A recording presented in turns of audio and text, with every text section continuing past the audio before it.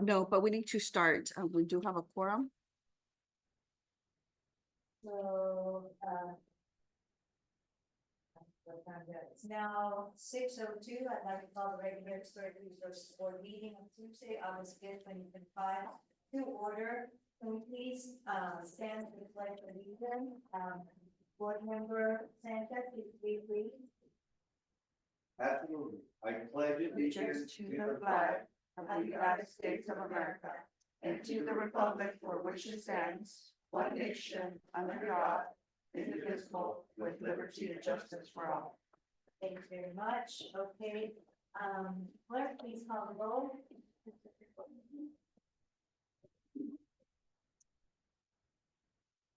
Board Member Britnall.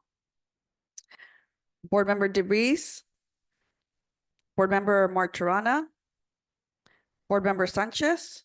Present. And Chair Pisano. Present. Okay. Going through general public comments, and this is the time for general public comments on items that are not on the agenda or under the city's subject matter jurisdiction. The board will not be engaging. If you have anything that requires follow-up, staff will get back to you. Public comments generally are limited to 3 minutes per speaker, and the chair may further limit the time for public comments depending on the agenda schedule. If you are attending in person and wish to make a public comment, please fill out a speaker card and state your name for the record. So, floor is open for public comments.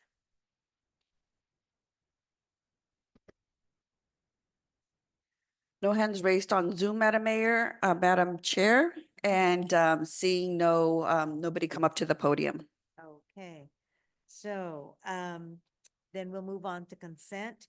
There are 2 items on the consent agenda. Will any board member wish to pull any item for a separate vote? Does any member of the public wish to pull an item for a separate discussion? No hands raised and nobody in chambers coming up to the podium, Madam Chair.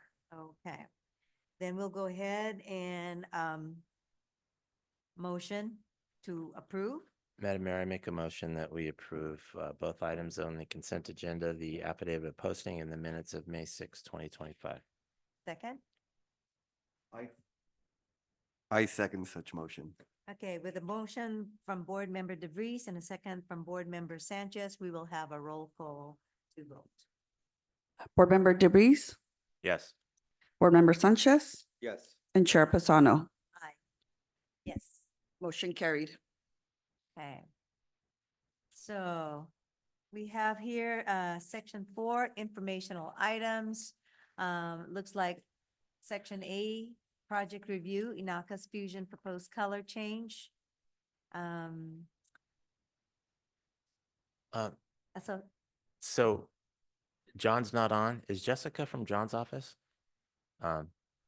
So this is on for informational only. No action will be taken. Normally I would DQ myself and step outside, but unless someone has an objection, I thought I would just stay up here for a minute. Is that all right with everyone? Ashley, what do you think about that? does everyone understand why Board Member DeVries is? Anaka Fusion is owned in part by my daughter and son-in-law. My daughter and grandson are present.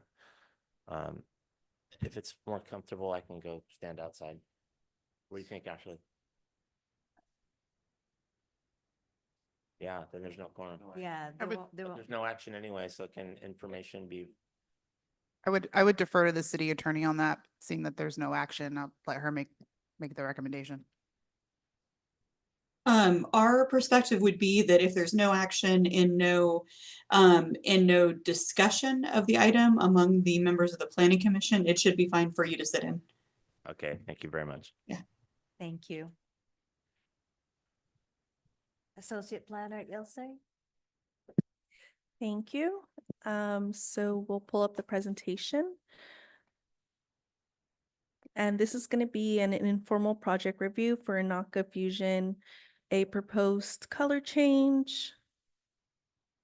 So just a little bit of background. Inaka Fusion is located at 313 3rd Street. And it is within the historic downtown district and has a historic status code of 5D1. In that business, it was formerly Inaka's restaurant, which is now closed. It is now under new ownership and new business as Inaka Fusion's restaurant. So formerly the restaurant, Inaka's Fusion, was there as previously mentioned, but the building itself is a two-story building. The first story is a business function, and the second story is residential. It was constructed in a Western Falls front style, and the building name and the dates are pressed within the arch dormers. And the name of the building is a tax block, and it was established back in 1908. So on the bottom floor, the east and west doors are the entrance to the restaurant. The middle door is the entrance to the residential units. So the proposed color change that they are wanting to seek is to go from the existing, as you can see on the left, to the right, to do an all black color on the outside of the wooden architecture. And on the right-hand side, that's an AI mockup. It's no need to panic. They have not painted anything yet. So this is also another mock-up of what it would roughly look like if it was painted all black. The left is what there is currently. On the right-hand side is what they would be proposing. So with that, I'll let the business owner, if they want to say anything. Sorry. Yeah, thank you.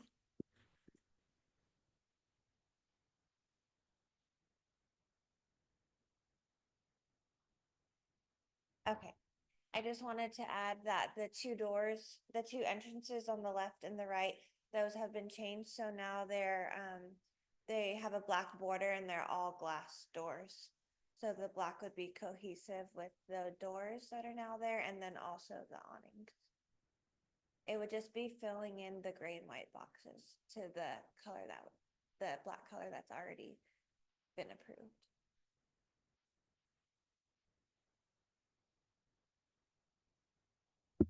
Thank you. That's all. Okay.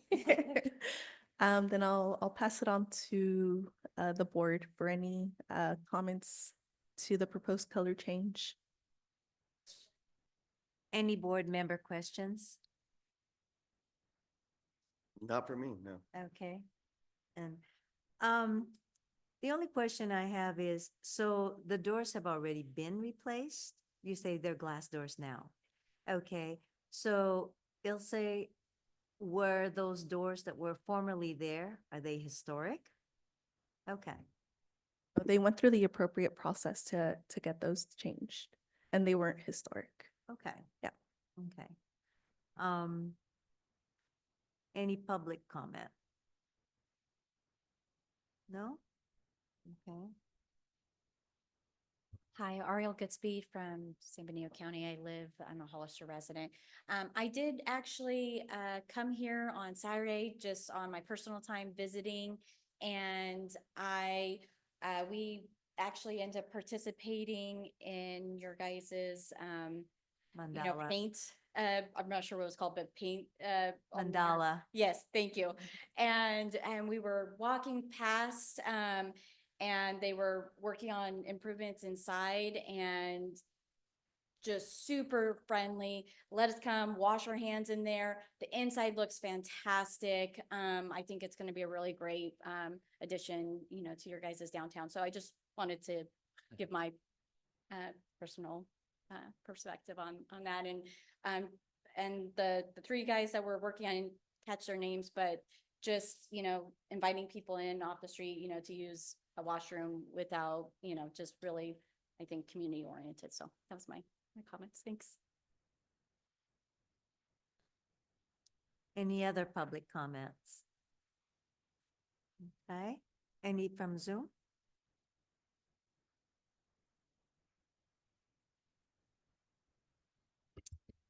Seeing no hands raised on Zoom, Madam Chair. Any board member comments? Board Member Sanchez, No, ma'am. and you can't say anything. I cannot. This is a good way to keep you quiet. You're more than welcome to attend future meetings. The only comment I have is it looks pretty good. It's a change and it doesn't really take away from the building's historical value. So, thank you for the report and thank you for the addition. Okay. All right, section B, moving on, no action, right? So historic resources training reminder, again, a report from Ilse. Yes, this is just a brief reminder that as historic resource board members, you all do have to take trainings. If I'll continue sending, well, just kidding. There are ways to get trainings through the California. I will get back to you on that this week. But I will send you all an email with where you can all locate the trainings. There's ongoing trainings that you can all attend that are some that are free. So I would encourage you all to attend as it is a requirement as to be a certified local government. So that's just a quick reminder on that. Okay, thank you. Mhm. Any board member questions? Yes. Okay, so thanks, Ilse. I did attend a few workshops. I've done it, through the links that you've sent me. Thank you. Do I need to circle back with you and let you know which ones I attended? Yes, please. If you can let me know the name of the training, how long it lasted, and yeah, any other Basic information. Yeah, Yep, thank you. that'd be great. Thank you. Board member DeVries, questions? No? Okay. Oh, wait. Sorry. Are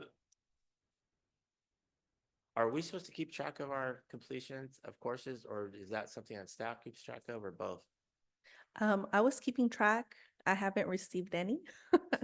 But if you have been taking any, that'd be great for both now to track. Okay.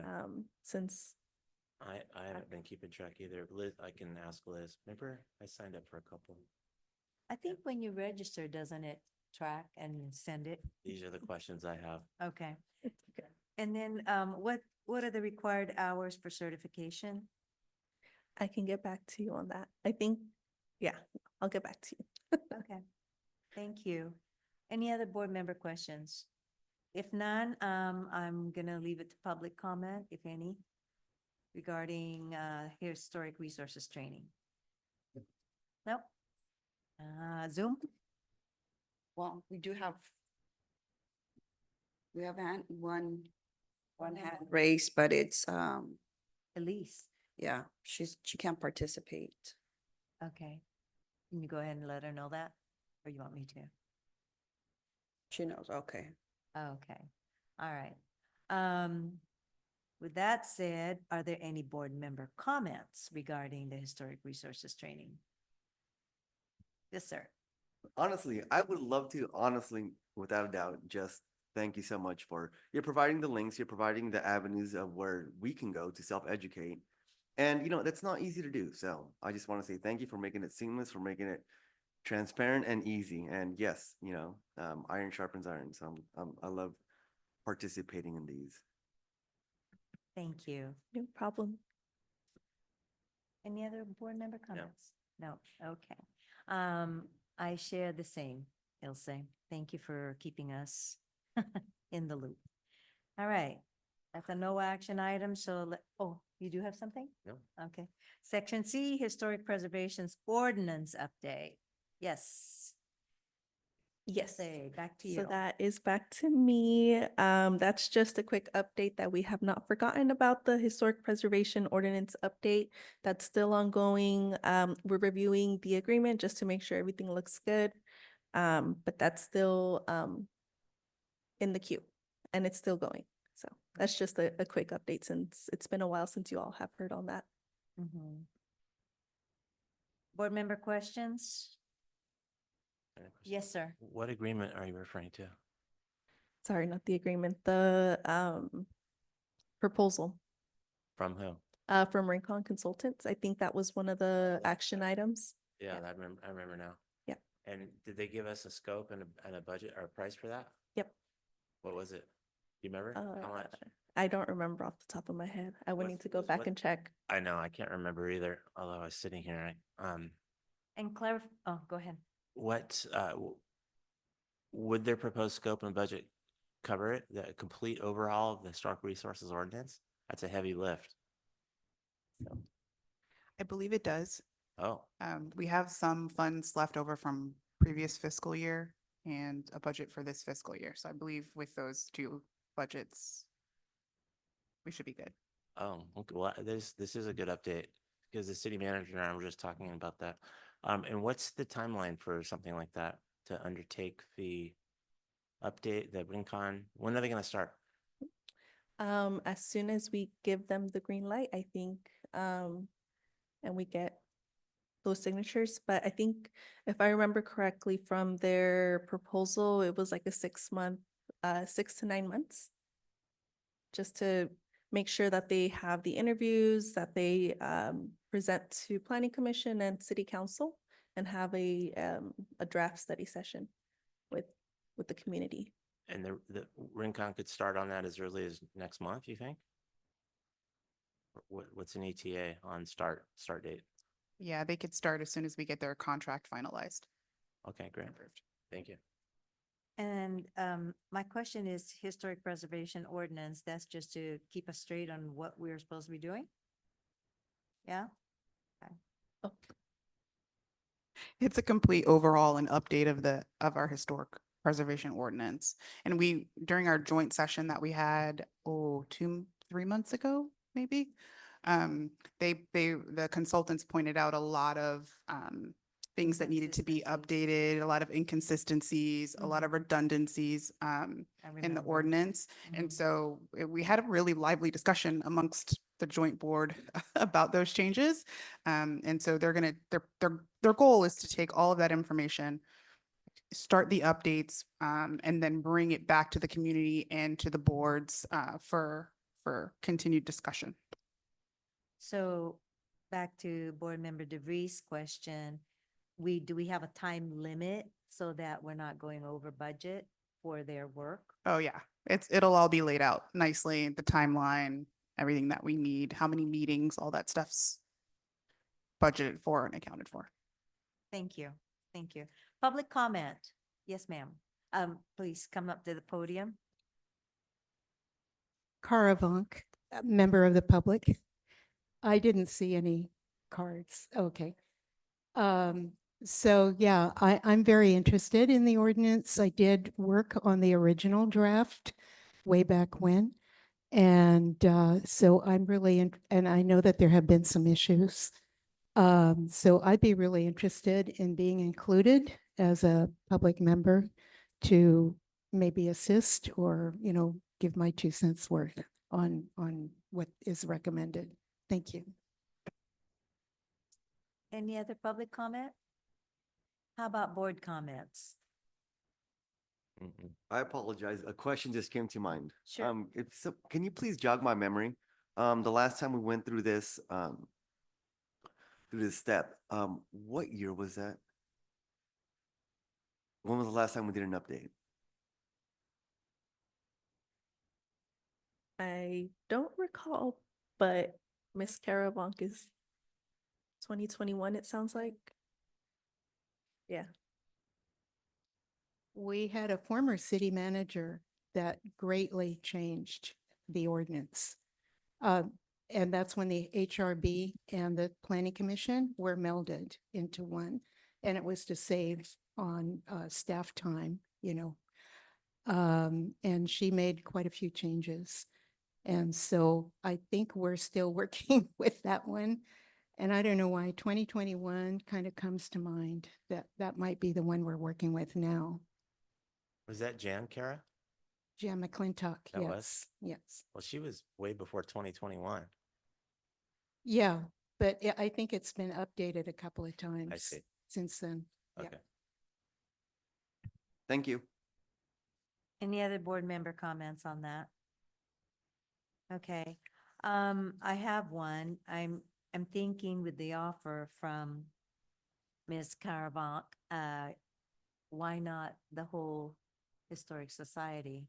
Because you have all the information, don't you, in the archives?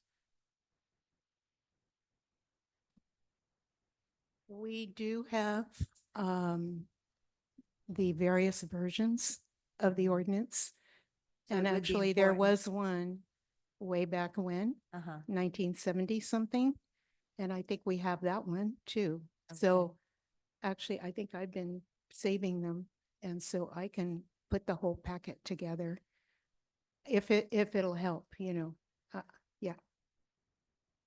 So a part of what the consultant will do, you're on the list. The Uh-huh. Historic Society is on the list to reach out to. Okay, So you're, that's you're, great. you're right in line and we're in the same frame of mind. Okay, yeah. Yeah. So I do have all of the various permutations, I think, or many of them anyway. Appreciate that. Thank you very much. So Ashley, you do have, wonderful. Thank you so much. So with no other board member comments and nothing from Zoom, right, Ms. Soto? Okay. So, and no action, we're going to move to section D, webpage with historic preservation resources. Ilse, you're on? Thank you. Liz, can we get the presentation up, please? It'll be item 4D. As we had previously discussed, having information on the city website in regards to historic preservation. Some of these edits and information have been made live on the website. So I just wanted to share where that information is with you all, so you can all take a look and provide any edits for the next meeting. So all this information lies within the planning department webpage. On the bottom left, on the left-hand side, there is going to be a section for historic preservation, and there are subpages to it that are for, do I need a permit, and is my property historic? So do I need a permit encompasses information about, do I need a permit to do things? It has a quick checklist, a review and permit process, and a frequently asked questions section, along with other information as to why historic preservation is important, especially to our community. And the other subpage is my property historic? This page encompasses why it's important to know and why it matters if the property is historic. And it also includes information on how to tell if the property is historic, frequently asked questions as well, and next steps on what to do if your property is considered historic. I know we have been working on making a list of historic properties in the city. So I'm hoping that once we get that list developed, it can live within one of these subpages, specifically, is my property historic? So hopefully that lays out a good area for that to live in. So if I would encourage you all to take a look, make any edits, send those over to planning and we can get those going. But that's my update. Okay, thank you very much. Board member questions? Yes, sir. No, I have none. None? DeVries? No. No? Okay, so my only question on that, which by the way, I did look at the website, so good job, really good job. I was looking at it, in fact, before we came into the meeting. The only question that I have on that now is that, have we begun the letter to notify the owners? And where are we on that? What's the status? Yes, I began drafting a letter. I can send that all to you. That way you all have it before Friday. And maybe that can be brought up for the next planning commission meeting to The review. letter. Yeah, okay. Understood. Thank you. Any public comment on the website? Yes, ma'am. Come on up. Caravonk. Speaking of the list, we do have a historic preservation inventory adopted by the city council, so it's official. And I think some of us have been urging that it be put on our website because anybody coming into town thinking about buying a house, they need to do their due diligence. They need to know. And all they would need to do is go onto the city's website and they could check the address and it would be right there. That's a great idea. And there's some that are potentially historic, but haven't been determined yet. So that's when you need the architectural historian to check it out. And maybe there are different levels of doing that. But yeah, we've been given that list to many, many subsequent planners. Subsequent what? On, Planners. Planners? yeah, on, what are those things called? Those little drives? Thumb drive? On discs, paper. So the city should have it. But I really urge you to post it on the city's website so people can take a look for themselves. Thank you. Thank you. Any other comments, public or Zoom?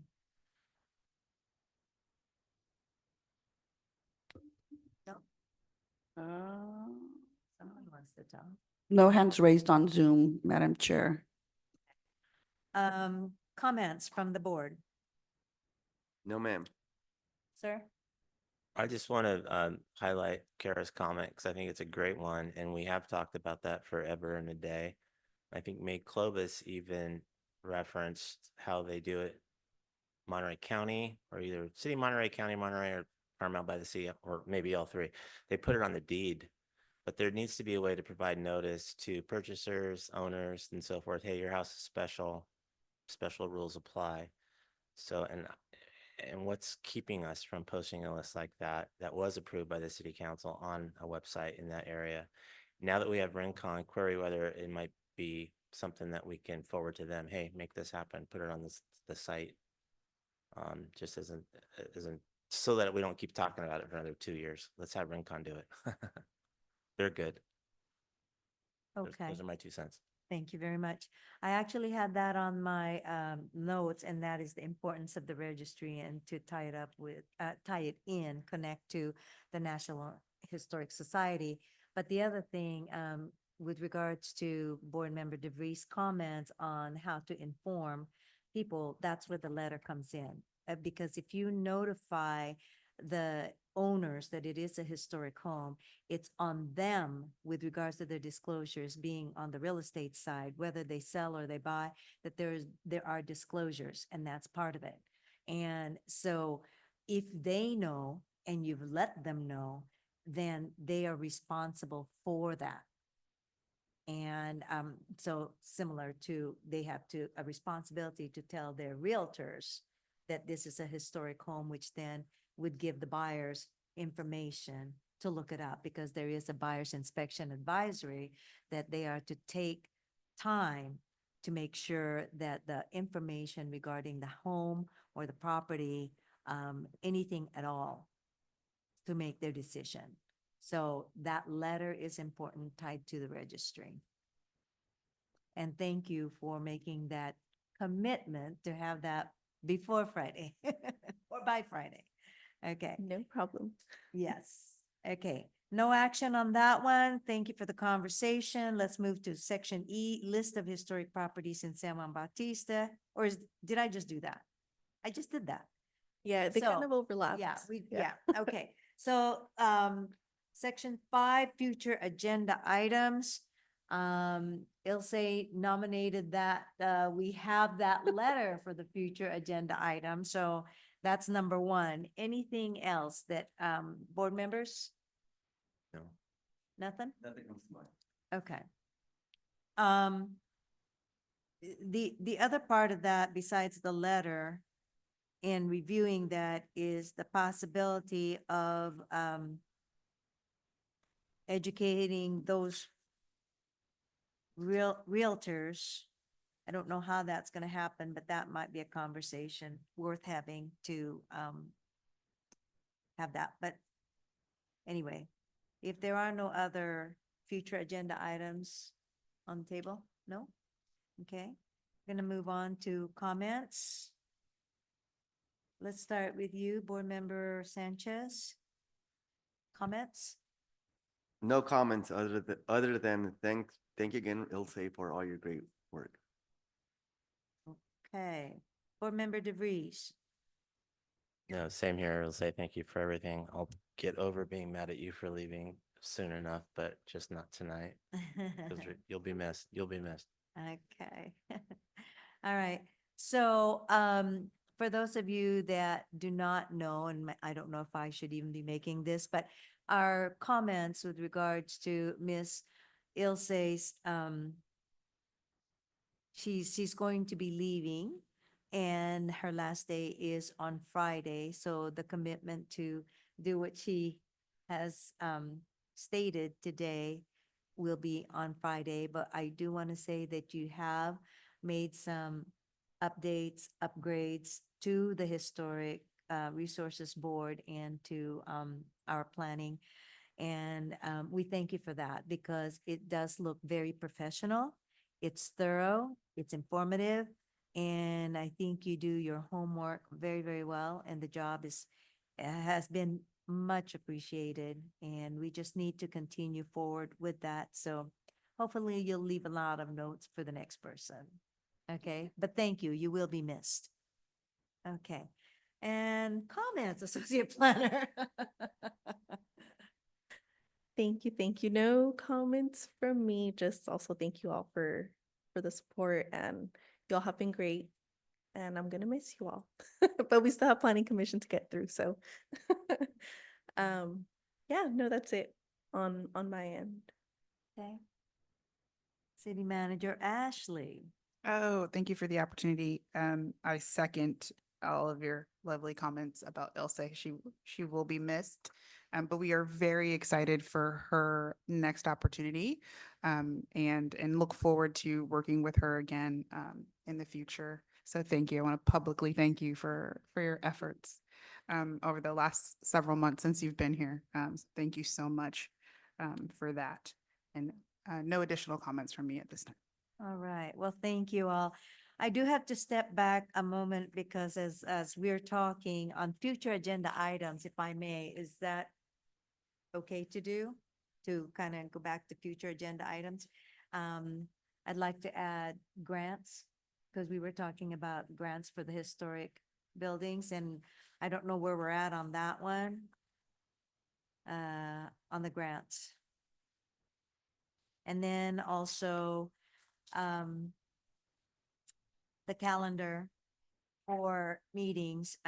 We've had special meetings, we've had cancellations of meetings, so I want to go over, we don't have very many months left, but I would like to make sure that we review that calendar and get a commitment from everyone that those particular dates when we are scheduled to have meetings, that you will be available for that. We've had some cancellations and different things happening, special meetings, and I know I like to plan ahead. And I don't like to be caught off guard on short notice. So with that said, and again, I apologize for having to go back, but came to mind. With nothing else on the agenda, no action, and thank you for all the reports and communications. We're going to adjourn. The next regular meeting is scheduled for Tuesday, September 2nd. Is that Labor Day? Is that right after Labor Day? Some people are going to be on vacation.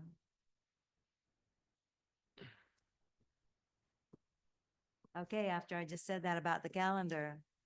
Okay, well, Tuesday it is, September 2nd. Motion to adjourn? Motion to adjourn. Second. All right, action by board members. Nope. Do we need to do that? Liz, action by board members, okay? Commissioner DeBreeze? Board Member Sanchez, Move to approve. and Chair Pisano. Approve, yes.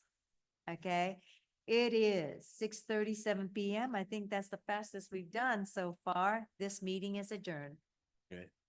Okay. Does anyone need a break? Can we just push right through? What?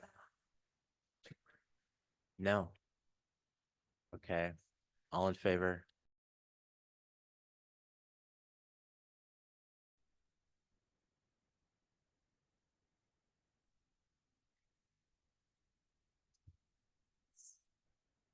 Good evening, everyone. Welcome to the San Juan Bautista Planning Commission for Tuesday, August 5th. Can we rise and pledge our allegiance to the flag? Commissioner Retinol, you want to lead us? Yes. Please join me in the Pledge of Allegiance. I pledge allegiance to the flag of the United States of America and to the republic for which it stands, one nation, under God, indivisible, with liberty and justice for all. Can we get a roll call, please, Liz? Commissioner Brittenall, Commissioner Martirana, Commissioner Pisano, Here. Commissioner Sanchez, Present and accounted. and Chair DeBreeze. Here, I just want to make a note that Commissioner Martirana called the city manager and I prior to the meeting, and his absence is excused because he has a couple emergencies going on.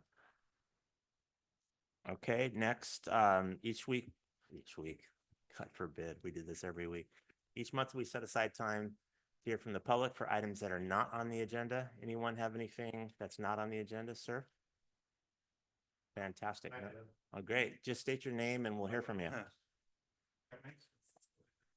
Okay.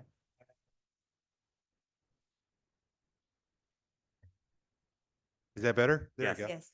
My name is Francisco Mendoza. I actually recently opened up a market here in San Juan Bautista, Mission Market. That Oh. is me. And I'm here with my two sons, Adrian and Andrew. And the reason that I'm here today, I'm having a little bit of an issue here in the city since I've opened up. It started kind of a while back. Up until a couple of days before opening my business, we received a call from the local fire marshal, kind of harassing us, yelling at us, you need to do this, need to do that. And at that point, I called him and I explained to him, what seems to be the problem. And come to find out, he was making some requests in reference to our building, what we needed to do, that we needed to put in a fire hydrant, that we needed to do sprinklers, and we had to do all these additional upgrades. January of 23, we went ahead and we applied for a tenant improvement permit, which we got from the city of San Juan Bautista. Everybody signed off on it. And then at that point, it did not say anything about fire sprinklers or anything like that. Just a couple of timelines that need to be accounted for. And I'm going to put on my glasses here because I was blind as a bat. We pulled the building permit January 19 of 2023. And there's nowhere that said, it just simply states tenant improvements on an existing market. Then at that point, there was a municipal ordinance passed by the city of San Juan Bautista dated April 18th of 2023. And the letter from Fire Marshal Bedoya was received or sent out by email to the city, my son, and the architect, July 3rd of 2023. So the letter that he sent out was an after the fact letter. All the findings that he used for his justification of adding sprinklers and replacing the existing fire hydrant in front of the building, he's referencing the California Fire Code, which if you go through the California Fire Code, his findings for requesting the fire sprinkler system, and nowhere does it say replacing of a fire hydrant. That's something that he brought upon himself. Nowhere is that in here. So in order for there to have been sprinklers added to that facility, we would have to done more than 50% remodel on the building. The building's 6,200 square feet. We did less than 10%. Listen, less than 10% on that building is what we did to the building. We made the restrooms ADA compliant. And also the offices that we added to the place were also ADA compliant, and it's less than 10%. So if you add the whole thing, it's less than 10%. Okay. Um, I'll extend this time, but try to wrap up.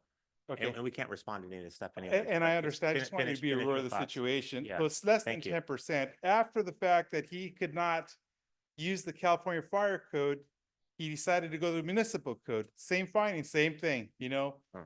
You have to do more than the temp, or more than 50% that would require us to add sprinklers to that building. We have done neither. Everything that he's asking for, I've actually tried to work with the city. I've been working with Roy, and he will not budge. Only governing party that can address this and put a stop to it is the planning commission or the city manager. But this has to stop. If he continue harassing businesses like this, we're gonna end up with nothing. Nobody wanted to come into our city, and we depend on tax revenue. That's how we fix our streets. That's how cities work. We need tax revenue. Right. And if we don't have tax revenue, we don't have a city. Right. So Well, thank you for bringing this to our attention. It- I think we'll be addressing this issue again, something tells me, so. thank you. And if Thank you for your possible, if presentation. it needs to be brought up, and I know we're interacting now, we're not supposed to, but if it needs to be brought, maybe we can put it on the agenda. We can discuss this further, and we can do a presentation, and we can get everybody involved, and we can sort these out. I Good think we idea. can do that. In the meanwhile, welcome to San Juan. We're glad you're here.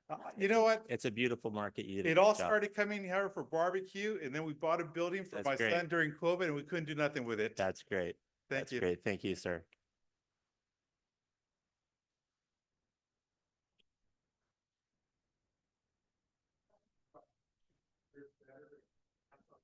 Well, we're glad you're here. Thank you. That guy's on the Monterey County Planning Commission. Did you know that? He's pretty sharp. Okay, any other comments from, as if that one wasn't enough. Any other comments from the public for items that are not on the agenda? None in chambers, anything on Zoom, Liz? I don't see any. No hands raised on Zoom, Chair. Thank you. Let's go now to the consent agenda, which consists of 4 things. The affidavit of posting, minutes of March 10, April 1, May 6. Are there any comments or wishes to pull anything? If not, I'll entertain a motion to pass the entire consent agenda, A through D.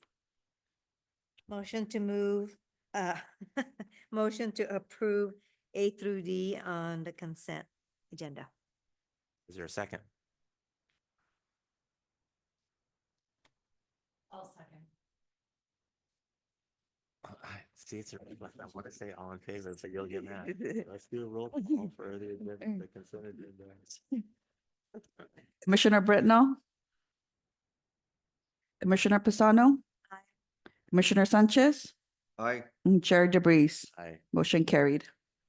Action item 4A, Solar APP Plus Pilot Program, Ilse. Or Ashley, who's presenting that? Okay, I just wanted to confirm that I was actually next. It's me. Can I? Right? Yes. Oh, no, wait, I'm sorry. I'm sorry. I got a lot on my mind right now. Timeout.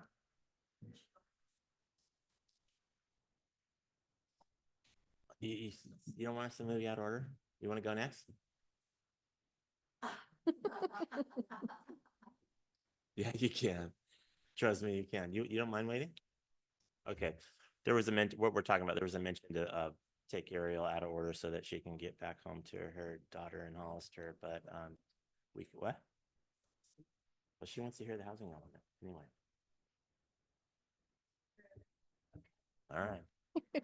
Okay, so let's go back to our regularly scheduled programming, which is for a Solar APP Plus pilot program. Yep, thank you. So this is for the proposed Solar App Plus pilot program. Essentially, it's for solar panels on residential homes, but we'll go over that through the presentation. Just a bit of background on solar panels. 40% of all building permits over the past 3 years here in San Juan Bautista have been residential solar permits. On average, we have about 21 solar permits, which is about 25% of our total building permits. And currently, the process relies on consultants with high cost and long review times to actually process those residential solar permits. And with the city moving towards in-house building services, I'd like to bring forward the solar app pilot program to get solar panels expedited and streamlined through solar app. So what is Solar App Plus? It's a free online permitting tool developed by the U.S. Department of Energy. It automates code compliance checks and issues instant permits for standard compliant residential rooftop solar and energy storage systems. And it also helps support the city's sustainability and efficiency goals. Some of the benefits of the Solar App Plus is, of course, savings, cost savings. The city would save approximately $7,350 annually. It will help also reduce staff time, and it'll essentially result in faster permit processing, enhanced customer service, and consistent code compliance through the Solar App Plus program. So what I'm proposing today, or what we're proposing today, is a pilot program that is limited to the Rancho Vista and Copperleaf developments, as these areas are currently not subject to the Historic Preservation Ordinance since they are less than 40 years of age. So with Solar App Plus, the setup can be completed within 1 to 2 days, and it requires minimal excuse me, minimal staff hours. And again, as I mentioned, the goal is to provide a streamlined, consistent, and effective solar permit process to property owners, while also meeting the general plan goals that we have for solar and energy efficiency for the city. So here's just the layout of the pilot programs and the areas that they're located. Rancho Vista, as you all know, is located on the upper north side of the city, and then the Copperleaf is across Highway 156. So next steps is to obtain direction from the Planning Commission.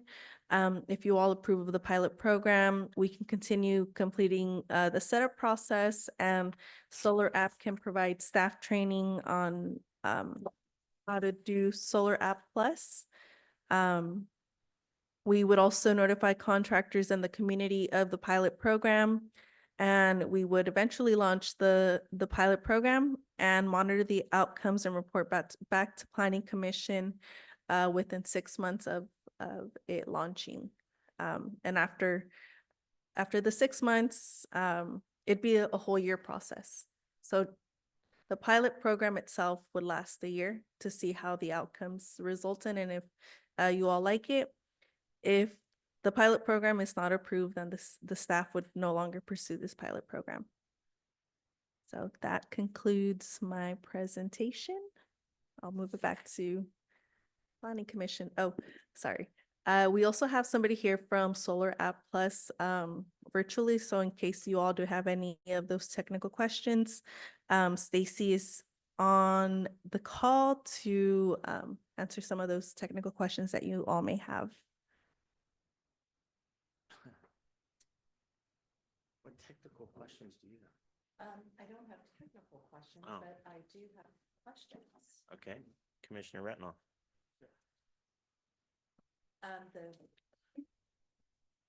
You hear me now? Okay. I do have questions, and really it's more of why I understand that this is a pilot program. Is there any way to include Creek Bridge in that as well? We are adjacent to Rancho Vista, and we are not historic. Unless there is a specific reason, like a limited number or something like that. And then my next question is, why limit it to just those areas? Why not open it up to the entire city and just say all facilities that are not historic? Is there a reason why we didn't do that? I love the questions. So in regards to Creek Bridge, we can include it.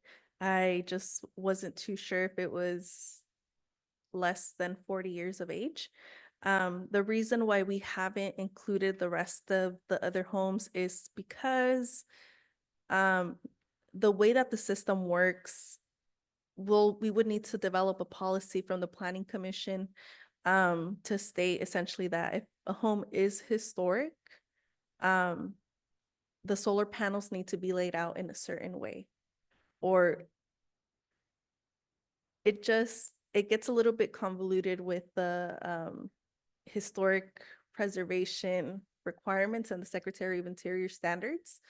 So unless the city wants to move forward with a blanket statement that all solar panels should be away from like the public right of way and consistent with the interior standards, we can work with that. I know the city of Riverside, city and county of Riverside have done that in the past, but it's something that we can look into. But that might take a little bit of time to like research and dig into, which is why I'm proposing starting with the newer developments as we, continue on. But I think Stacy also wants to add something. Well, can I just ask a clarification before we hear from?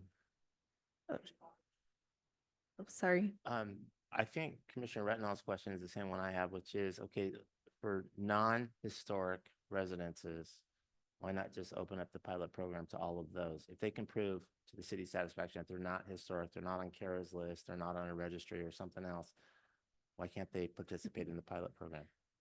I'll refer to Stacy to, Okay. she's on the That was line. your question, wasn't it? Yes. Okay. Stacy, I think you can unmute yourself. I think she might have frozen. Okay. Oh, there we go. Yeah, that's a good question. Oh, yeah, I am unmuted. Can you hear me? Yeah. Yes. Can you hear me? Yeah, so we do have a few options. We have some control measures. So if you want to include historic property, could use what's called an ArcGIS link, and then we can make restrictions based on those addresses. Or we can also approach, which is to start it with Stacy, non-histories, Stacy, I'll handle and it. see how the path operates. Stacy, we're having a really hard time. We can, I'm not even gonna say 5%. We can understand 2% of you. Now she dropped. All right. Okay. Okay, are you able to hear me now? Much better. Okay, good. All right, I may have to just keep my camera off. I think it's very spotty Wi-Fi. Okay. So earlier I was saying we do have some options if you wanted to include historical properties. So we can integrate an ArcGIS layer, which would essentially identify the historical properties and put special restrictions on them. So if you do require that panels are not visible from the right of way, we can put a rule within Solar App that will notify contractors of that once they enter that address in. As Ilse also mentioned, we can also do a pilot that has more closed parameters that includes properties that are not historical. It would really be at your discretion how you would feel comfortable doing that, but it does sound like you want to be more inclusive of properties. Yes. Well, I mean, I don't want to speak. I know one commissioner, in addition to myself, are interested in opening up the pilot program to non-historic properties in San Juan and not have it be limited to just Rancho Vista and Copperleaf. And I think the question to Ilse and you is it possible without a whole bunch of rigmarole? Is that easily accomplished? It requires the list of properties to know which ones are historic so that then they can integrate it into the GIS layer. I see. So we need that list in an Excel format or something that we can integrate into GIS instead of the PDF. Because the PDF we can't copy and paste, Oh. or like we can't, it's a little bit trickier I see. technology wise. Uh-huh. So I do get what you are all trying to say, but we do need that list to be able to move forward. So, Kara, that's your list, isn't it? Wouldn't your list work for that? yeah, but And we just have to after, extract the data in a usable form? Mhm. That's- Yes, but the city also has a 40 years of age, code that says anything after 40 years, you need to get the historic resource evaluation to check if it's historic. Mm. So then the question of how are we gonna make sure that that's being followed, comes into play. Like, how are we gonna check every year if the properties are being, um, if they fall within that 40-year threshold?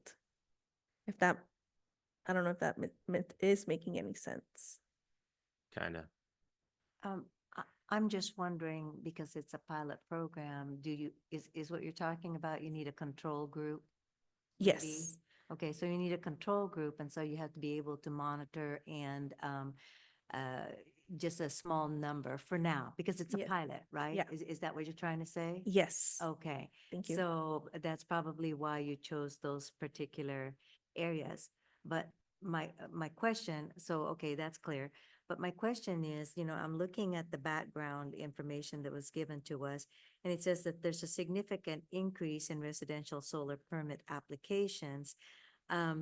Was that because of the developers? Because when these areas were proposed, they actually promoted it as that it's going to be energy efficient, and most of the houses were either required to purchase or to lease the solar. Is that where these numbers are coming from, where it says significant increase? That's a question. And then the other is, I was not aware, and I don't know if anybody else was aware, that the city relies on 4-leaf to process those permits. Okay, Correct. so who applies for the residential permits? Residents, property owners. So property owners have to apply through the building permit process to get the solar panels on their homes. Okay, I don't want to get myself in trouble, but I don't remember having to do a permit for our solar. No I'm putting it comments. out there. I'm just saying. Yeah. So again, this comes to educating the public or educating the community. How are we supposed to know? Because we've got people knocking on our doors and Mhm, saying, hey, we can put up solar. We're partnered up with PG&E. mhm. And that's who's coming in is PG&E. So you're thinking, okay, well, PG&E already has us anyway, right? And if they're partnering up and this is all good, so that's why I'm thinking, didn't know there was a permit process to get solar on homes. Who else knew that? I knew that. Okay, well, I didn't know that. So, and I've been here, almost 20 years. So does that, education? Yeah, I think I'm with Ida here for sure. Whereas, as someone who's going through the process, it hasn't been the smoothest. However, I do see it as a win-win, right? It- So, I agree with the pilot program. I'm just saying that these things, okay, if I may, it would just be encouraging. so. Yeah, no. And this is more for Stacy. If you can just show us some success stories, throughout, your network, and we can take a look at that and evaluate and learn from it. That way we understand fully what we're getting into. Because yeah, there's a blend here, right? We got historic and we got newer properties. So I really feel that us self-educating on what is ahead of us. And then, we have the power to encourage and to promote. So, I mean, I think it's a win-win. And I'll end with that. Yeah, and if I may add, part of the pilot program is to educate the homeowners, the contractors, of the process of where they need to go. And part of the packet also includes a workflow summary of how they can apply through the Solar App Plus, but that's just for reference for the Planning Commission. But if the pilot program is approved, we would work with homeowners and contractors to make sure that they're aware. Okay, and I do have another question. There is currently a movement that they're saying that those that have installed solars in their homes, that if they've been tricked, now there's a new program that they're saying we can get you out of that, out of the solar program. Is that part of what Solar App is going to do, is to try and ensure that this isn't a bait and switch type of thing? No, so I just want to clarify, Solar App Plus is a software that the city can use to streamline the solar permitting process on residential homes. The kind of solar panels that you choose to get is up to the property owner. Solar App Plus is only making sure that the codes are compliant and that they're able to move forward with the issuance of the building permit. So I know there's a lot of other factors that come into play when it comes to solar panels. And there's different programs out there and different things that are being said. People are knocking on your doors, but that's separate from what Solar App Plus does. Solar App Plus is itself a software for the city to use to get those permits streamlined through the process and for people to get their Right, so it's operational and it's administrative. Correct. It doesn't look into anything else. right. So yeah, whichever program you decide to go with, that's up to the property owner. We can't make that determination for the property owner. Commissioner Sanchez, do you have anything additionally? No, just thank you so much for the insight. Commissioner Rettenall, you had some follow-up? I do. So I heard everything my fellow commissioners have said, and I am still of the opinion that I think the Solar Plus is a fantastic idea. Anything to streamline the process, to make life easier for you, to save the city money is smart. My request would be to open it up to any building that is 39 years or younger. We want to have a win for this community. And the more we open it up, the more they see that the city is working for them, not against them, the better off we're all going to be. So I would like to make a motion, if I may, Chairman. Go ahead. No, nope. We stopped doing public comment. I find it's a lot more expedient that way if we just make the decisions. Of course, but hold on one sec.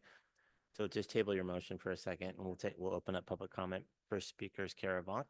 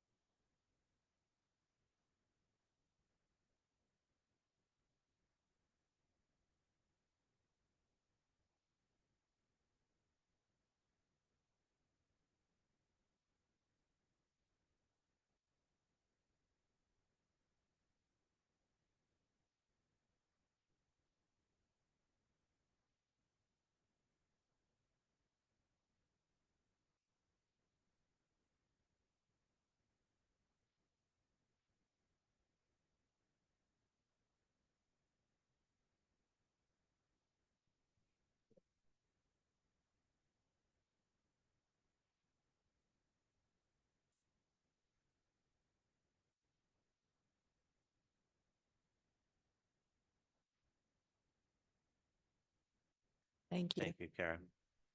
I'd like to just quickly clarify that this is only for residential Right. homes. Yeah.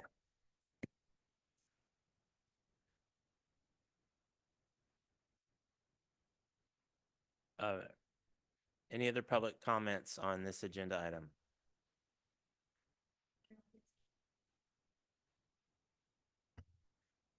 Ariel Gisby from County Planning.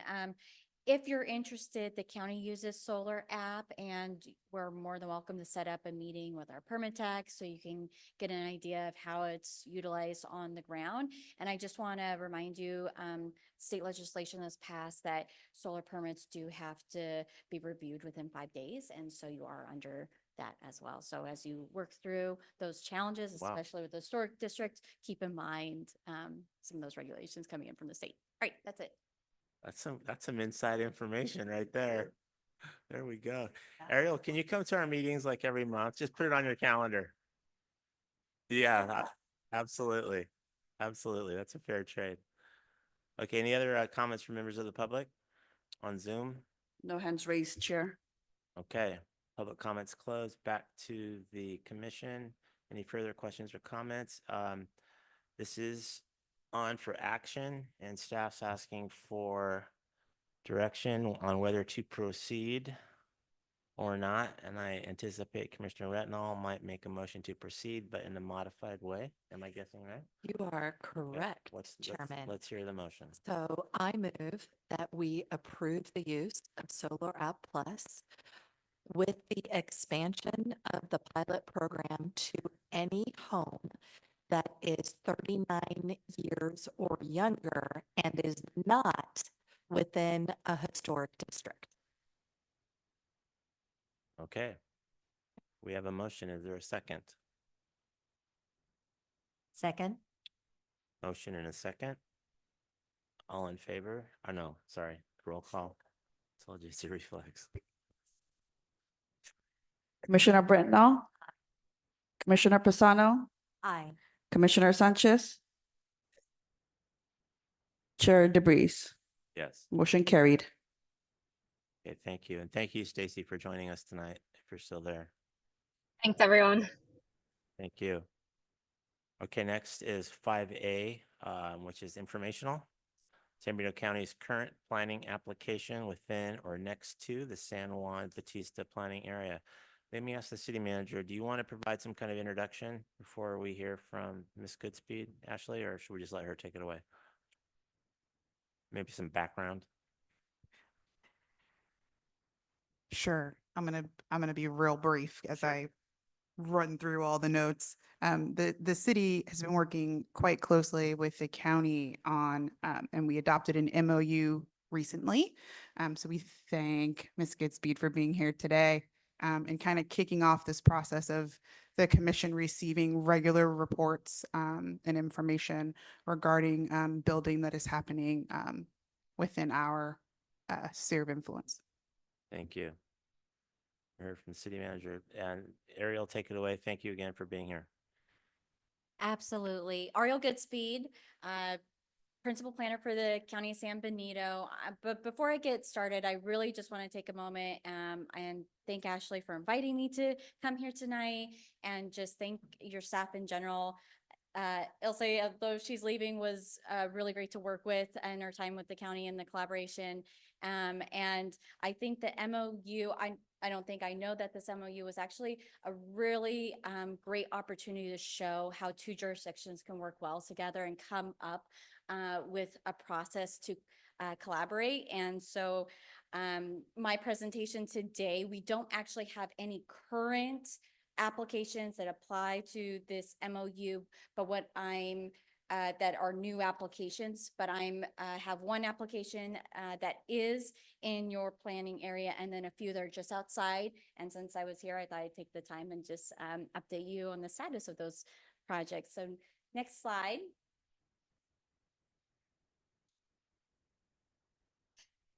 So you're all probably very familiar with your map now, but I just, a few steps that is now implemented as part of that MOU is there's an ongoing dialogue and county presentations, as I am here tonight to do that. In addition, the new process, so when the county receives a new planning application that is within the red planning area you see in front of you, we would transmit that to the city. The applicant would provide a presentation to the city. City would provide feedback from that presentation. The county would respond to the city comments. The city would prepare conditions to be submitted. The city would include support or opposition to that project. The city's resolution would be communicated to the county. The city's resolution would be given great weight as part of that project.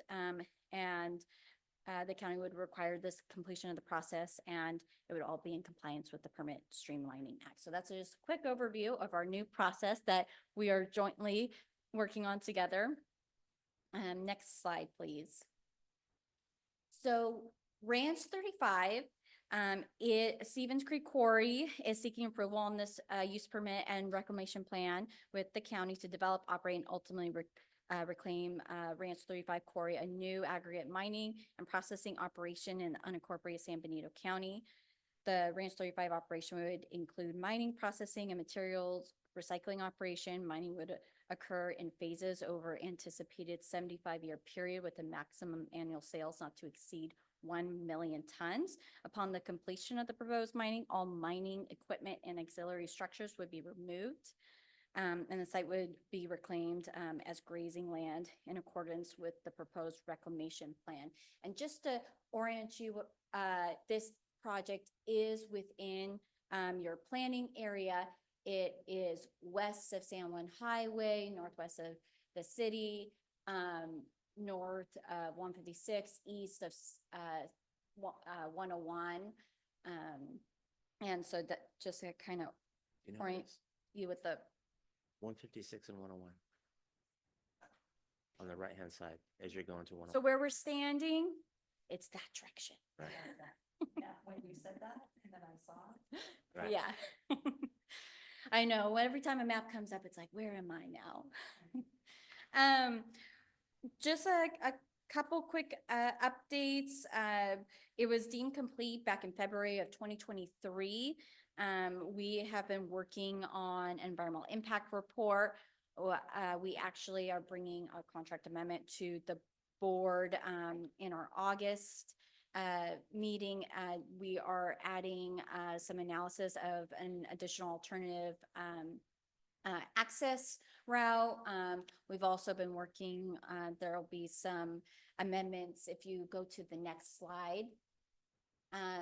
As part of, we have a quarry, a few stockpiles, A, B, C, the plant floor, plant area where the machinery will be. So the stockpiles actually are going to be reduced because we're going to, there's some, as part of the different analysis that are being done, we're looking at reducing some of the depth of the quarry, so that would reduce the stockpiles.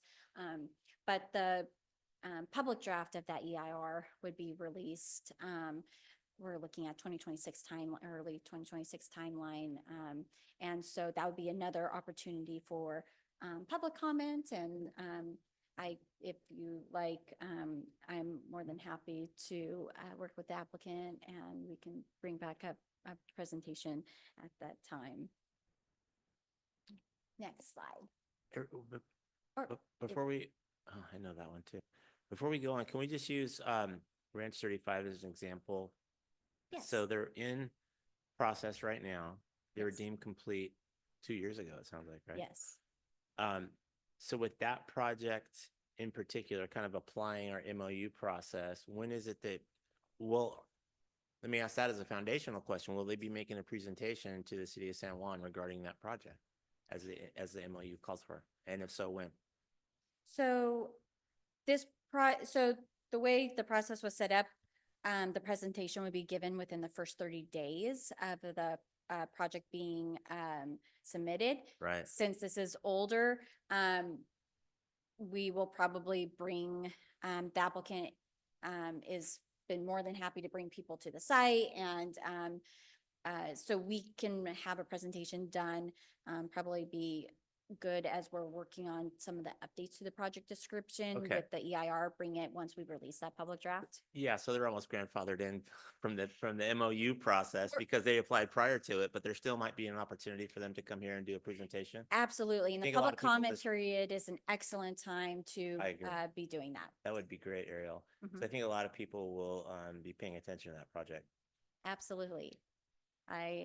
We've received, good feedback as we did, some of the initial scoping, and the NOP process, and I expect lots of comment, Okay, during that public draft, so. sure. Thank you.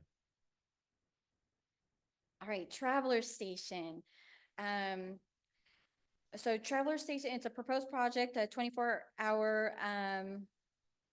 basically gas station, and includes 4,000 square feet of convenience store, fast food building with a drive-through, auto and truck fueling services, propane sales, electric vehicle charging stations within the county, and a county informational kiosk. The project will provide 34 vehicle parking spaces. It'll include 4 designated employees as well as a truck parking located on the southern portion of the property, and a stormwater detention pond is planned for the southern end. The project will utilize the existing on-site well for water supply. A little bit of history about this project. We've been working on it for the last 5 years. We've been really working through tribal consultation. That's taken a long time. And then as we were starting to get to wrapping up some of that consultation, Measure A took into effect. And so although they had already had the general plan designation for commercial, and they also had they had done previously the zoning amendment to commercial, we are now having to include that as part of the project entitlements, because it wasn't entitled prior to Measure A passing. And so some of these different pieces have delayed the project. They are moving forward. We're getting really close to finishing up our administrative draft and getting a public draft of the mitigated neg deck out to the public. It is outside your area, but it's just outside of your planning area. And normally I wouldn't be coming in through this process, but I just thought it'd be good to take the opportunity for you to be aware. So normally I wouldn't be coming in for projects outside your planning area, but I just wanted to utilize my time here and make you aware, if you weren't already aware, of projects going on around your area. Next slide. This is a site plan of the proposed site, the convenience store, the parking, detention pond, and the circulation. Right, you can go on to the next slide. So the San Benito Ag Center, 15-acre project located at the key intersection of 101 and 129, designed to support regional agricultural industry by providing critical infrastructure and services currently lacking in the county. The project includes 16,450 square feet of convenience store and food hall, 12,500 square foot truck service building, and a 13,500 square foot cold storage facility. It's going to offer standard CNG and hydrogen fuel options, support cleaner transportation along with EV chargers and electric APU hookups to reduce truck idling. Truck access will be from Highway 129 with an exit onto Cyril Road, while automobiles will have separate access from Cyril Road. Road improvements to both Cyril Road and Highway 129 are included, and the Ag Center aims to streamline the movement of local produce while benefiting truckers, that industry, and the broader community. However, this project at this time I don't think is going to be moving forward. It hasn't officially closed out in the county, so it's still technically an active project. So I just, it was across the street from Traveler Station. And sometimes those projects were getting mixed up. So there were 2 separate projects. One project still moving forward after Measure A. One project I don't believe is. And when it is officially closed out, I can give notification to the city. Next slide. This was a site plan of the proposed project. And we can go ahead and go to the next slide. This is a more recent application. It just came in a little bit over a month ago. this is related to the uh, Bettable, project. However, it is coming under builder's remedy and would provide 280 multifamily units in one community building on approximately 23.02 acres of the existing undeveloped land. 45 of those units would be dedicated to very low income housing and 12 of those units would be dedicated for low income housing. The Development Review Committee is tentatively scheduled for August 14th, next Thursday, to review with the different agencies. We then will provide a comment letter back to the applicant. Now, it is under a preliminary application, so it's not under permit streamlining. Additionally, so it's on a full submittal. So once they receive the comments back, they could or could not provide a full submittal, and then it become an actual planning application with the county. So it's not a formal application until they do a full submittal. We are getting quite a few of SB 330 builder's remedy applications. This is one of them coming through. And this might fold into our housing element discussion on the agenda tonight. Can you explain quickly what builder's remedy means, Ariel? Yeah, absolutely. So for those who maybe aren't familiar with builder's remedy, essentially what it is when you have a housing element that is non-compliant. So unfortunately, both the county and the city of San Juan Bautista are in that pickle right now. Applications can come in through them, through builder's remedy, and they're not required to adhere to any of your current zoning. So for example, we have a application for builder's remedy on rural residential, but they don't have to comply with rural residential zoning. And it's streamlined process. They don't have to go through everything. However, they do have to meet CEQA requirements. That isn't streamlined under builder's remedy.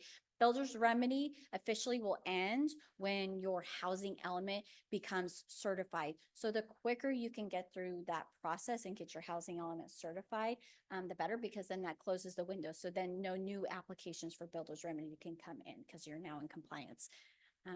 Any other questions? I tried to do a quick, brief overview. Do you get that? Absolutely. They can shove a project down your throat. Yeah. Next slide. This is just a closer overview. There's, this is the map extension. I did really quick, and I apologize. On the last one, I just wanted to, there's an existing use permit. And so if the housing goes in, it would remove the event center and the stadium, but there's like the fruit stand and other sections of that use permit would remain. They have since move forward. Thank you.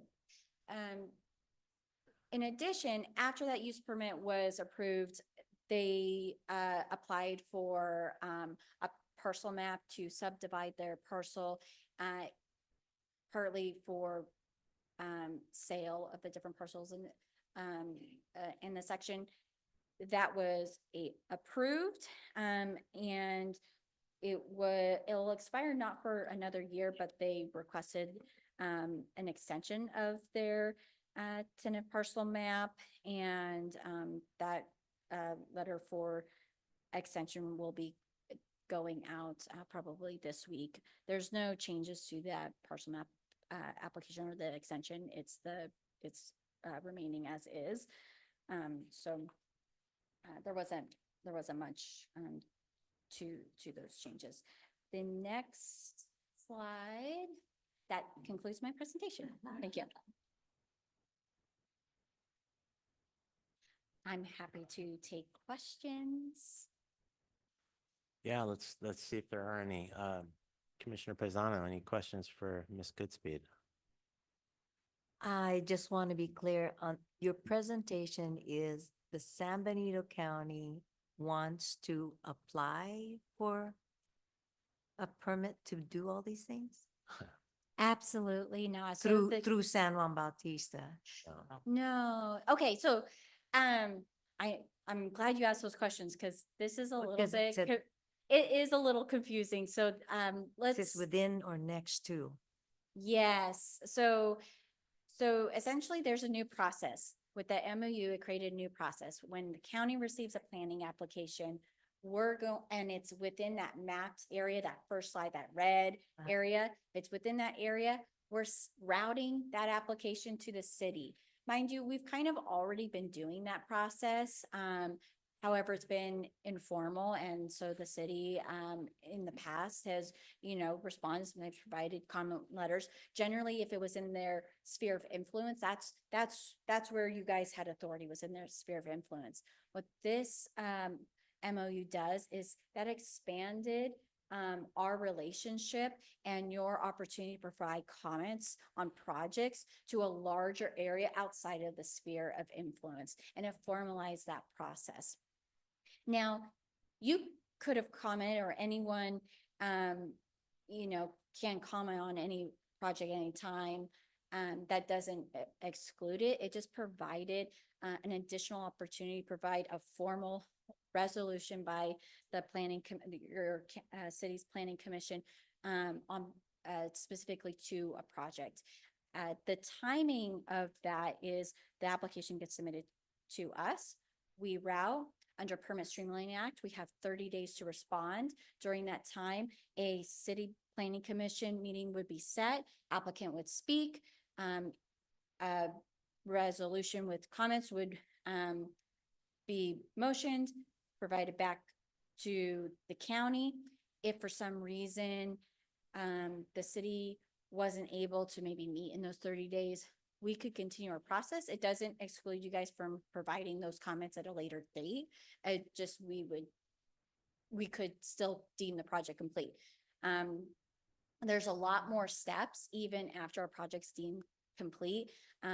There is CEQA, there is planning commission meetings, it's noticed, and CEQA has multiple opportunities for public comment as well. So it's not excluding further additional comments. It just was providing a timeline for us to continue moving that project forward. Does that So- help? Yes, Answer. so thank you. So all the projects that you just discussed, what's the status on that? So all these projects don't fully fall in with the new MOU because this came after, or these projects don't fall within your planning area. However, as a good neighbor, I thought it would be a great opportunity, since I was here, to just tell you what's going on around your area, even if it was a little bit outside of that planning area. So it's not gonna, our presentations in the future won't be like this. It'll be a new, maybe a project, and we're in that 30 days and we're doing a presentation and we're trying to solicit exact comments to be formalized and put onto the record as part of that project. So this is a little bit more informal and not how our future meetings and presentations will be. But I thought it was good for us to start off this collaboration with giving you, these are all the things that are going on. They've been going on for a few years, but if you're not aware of them, they haven't finished the process and they haven't gone to planning commission. They haven't received entitlements, and maybe you would want to be aware, maybe you would have comments you would want to provide. And so that was the point of today's presentation. So by doing so and making us aware, are we to vote later? Is that? No, this is informational only. There's no vote tonight. Not tonight, but in the future, are we participating in whether it's approved or not approved? In the future, when we receive a new application, it's in the planning area. Yes, you will be. Thank you. The final entitlement doesn't end with your city planning commission. The entitlement process falls within our county planning commission. However, your resolution and conditions of approval that you would be sending to the county would be incorporated as part of the project and would be given a great weight in the planning commissioner's consideration of that entitlement. Perfect, thank you. Very well said. Yeah. Yeah, so the clarification was needed. Thank you. Absolutely. Okay, I got a question. Yes. So as someone who frequents the roads going on the 129, the back roads going towards the school, on the San Bernardino Ag Center, just out of curiosity, because I'm not the only one who's going to be asking this question, are there's any provisions of maintenance involved for that road? Because it looks like we're going to be attracting more traffic, and we're going to be targeting the three big corporations, which are Taylor Farms, Church Brothers, and Charlie's Produce. If- So is there anything that's saying, hey, you guys are frequenting our roads more and more, and we plan, or we have something in place that's going to help with the road maintenance? Those are really great questions. I appreciate you bringing that. I'm sure many people have those kinds of questions. So if the project had continued, there's different traffic studies that are done that exactly address those concerns, and there is impact fees that are paid, traffic impact fees that are paid. There's also improvements that are required that fall when a traffic study is done. So if that project continued, it would have been part of the conditions of approval or mitigation measures as part of that. But since it's not moving forward, we didn't get that far.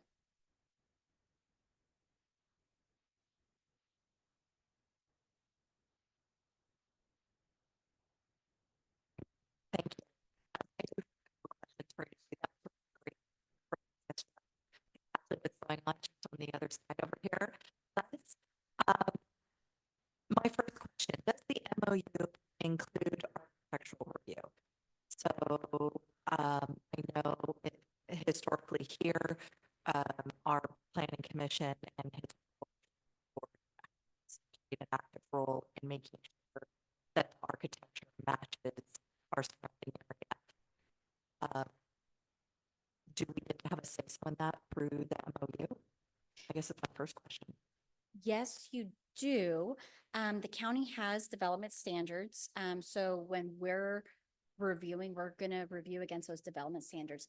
However, the county really has looked at this a particular issue. We're actually working on zoning code amendments that'll be going in August, and specifically for new commercial structures. We actually have put together some design standards, and they really meet the heritage. And actually, one of the design standard, I'll have to send it to you guys afterwards. I'll work with Ashley and Ilsa. Actually highlights some of the unique features here in San Juan Bautista as well. So yes, we're on the same page on that. It's important. Okay. Next question, and I'm gonna apologize. We have the Ag Center and then the travelers right next to each other. Yes. Certainly, I mean, I'm glad that the Ag Center is not going in right now. I think that makes life a lot easier on us. But to have those at the same time and have the ingress and egress from 101 so close right there, do we take, is that taken into account? I mean, do we do that, or do you? I guess what I want to know is what is the dividing line between what we comment on is what the county is going to take care of, or is it we can comment and then you take that under adjustment? Yeah, those are really good questions. So how it works is when under CEQA, there is a section of like cumulative impacts, and then when you're analyzing traffic, you're also analyzing the cumulative impacts of traffic. And so it would have taken all of that into account, the new projects and across the street and all of those, particulars. And so yes, it would have been addressed. As part of the new MOU, you can absolutely include, comments such as that, that get addressed. They would be addressed throughout our process anyhow, but it would be, you know, that would be great, you know, to have those in addition. Okay. And one more question for you. Brevity, and I apologize that I did this. I understand that they can basically present this and the new rules might not necessarily apply. Is that correct? So, yeah, essentially they can come in and propose it. It gets streamlined, that approval process. And so they don't have to follow all of our zoning. So right now, like some of those parcels are ag, some were commercial and no longer commercial with Measure A passing. So they don't have to follow ag. Ag for us is 1 house per 5 acres. So they're coming in and without having to change the zoning or the general plan designation can put a housing, a 280 multifamily housing unit. Okay, so that leads me into my concern and really another question. Let's look at example.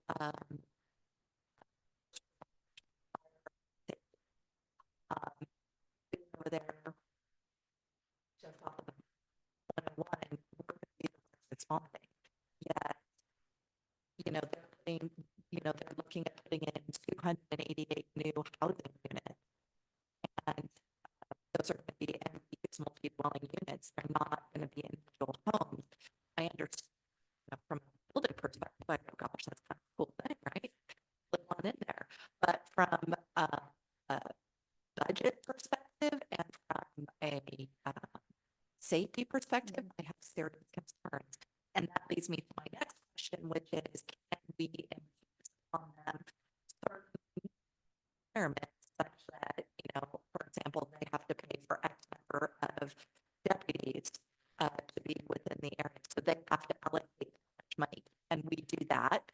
And the same thing, can we say, fine, 288 additional homes coming into an area that is not zoned and not prepared for this area, can we require that they put in a fire station?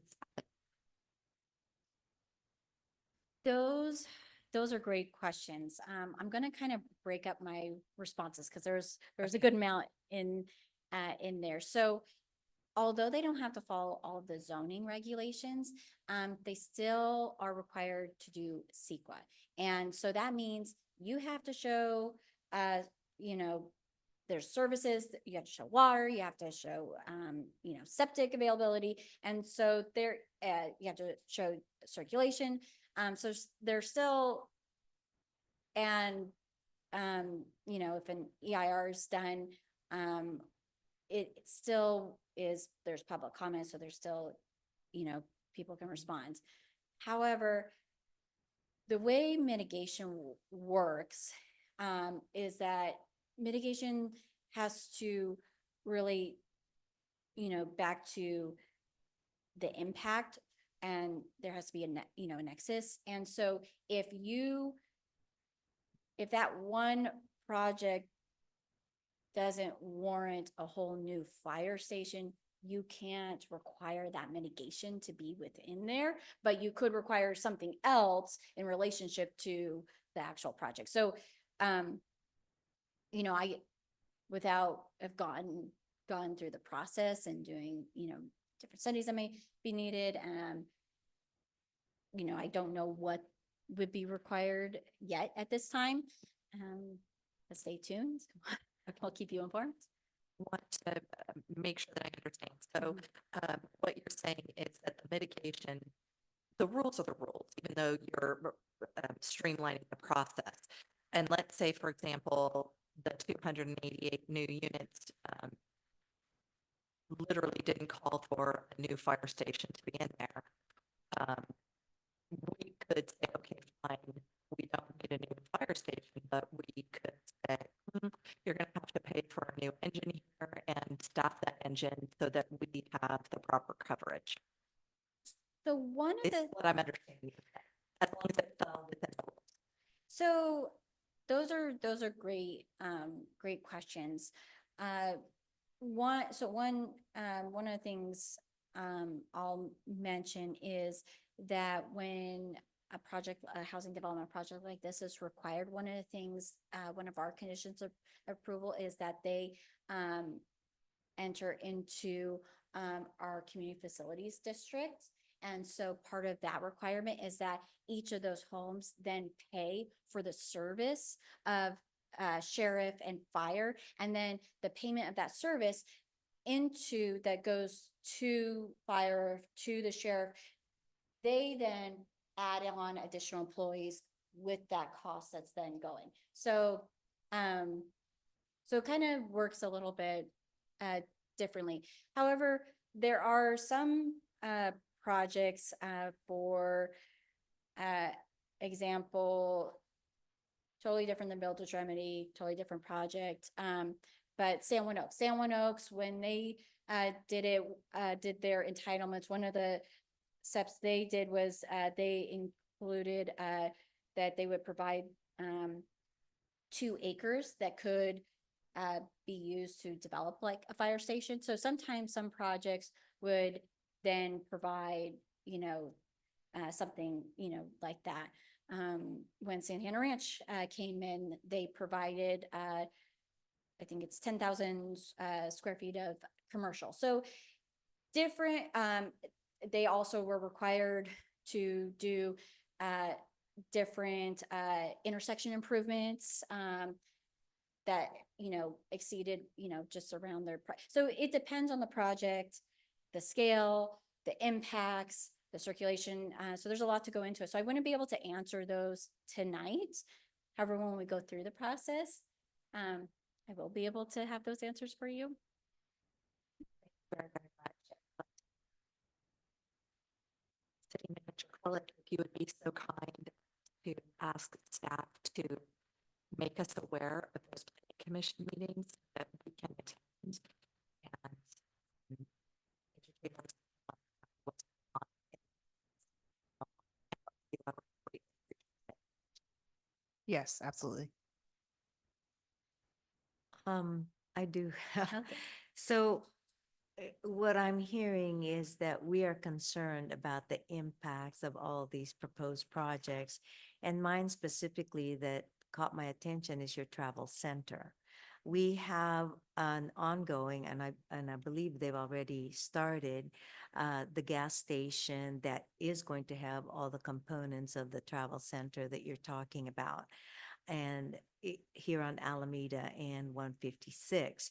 So if you are proposing just north of that, a travel center, then it impacts the business and the revenue that's coming into San Juan Bautista. So we're just quickly discussing about revenue sharing then. So just so you know, when we release our public draft, the city of San Juan Bautista is on our email distribution list for when those go out. So as soon as the public draft of the environmental work goes out, it will go straight to your staff and they can disseminate. We post it online, so it'll be available. And I can also send, when it gets to planning commission dates, we can send that as well. And I live just next door, and I'm happy to come back and do another information session at any time.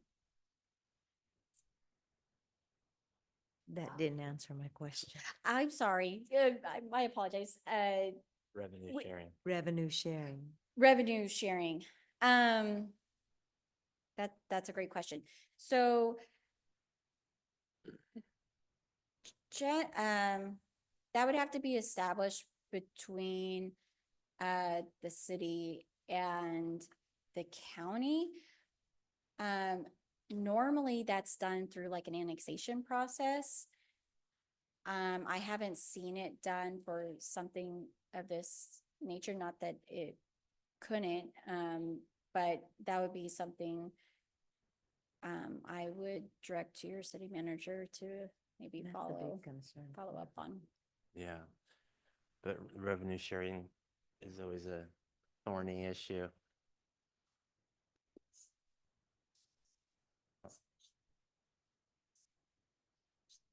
Yeah, well, the traveler station has been working in the county for a long time too. Revenue sharing is just it's a thorny issue. See, for example, RMC Lone Star plant across from Enzar sales tax. And you probably haven't heard that one.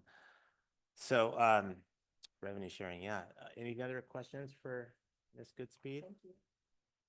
Yeah, I just want to say unbelievably helpful, great. I know one of the lead-off themes of the MOU was to have exactly this. I always kidded Abraham. You may remember saying, Abraham, at one time you came over here and did this, you just killed it. Now everybody wants to hear these updates regularly, because in your presentation tonight, which exceeds the planning area in some instances, or even projects that predated the MOU, you touched on a pretty significant mining operation on the corner of 156 and 101. That's huge. 280 multifamily units at Bedabel. That's a standalone residential development. So that's significant. And then a gas truck stop on Searle Road and 129 called the Traveler Station. So this is exactly, Ariel, this is exactly the kind of stuff we were talking about when we were thinking these thoughts for all that time and coming up with the MOU. These are the kinds of things that do concern this community.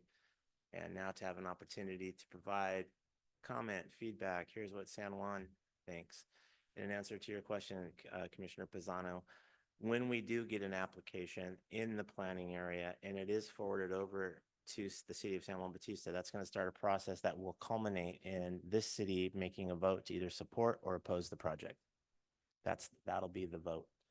And then, as Ms. Goodspeed indicated, that will be in the form of a resolution. So as serious and official as we can make that those comments to the county, and they will take it into consideration when they're doing their process. But at the end of the day, it's their land, it's their jurisdiction, it's their project. They will run it, they will condition it. Our best opportunity, I think, is to comment on it and to have every assurance that our comments will be taken into account. And I think the MOU accomplishes that, but just more on an informal basis right now, just a phenomenal presentation. Thank you so much for providing it and for coming over here tonight. Absolutely. We really appreciate it.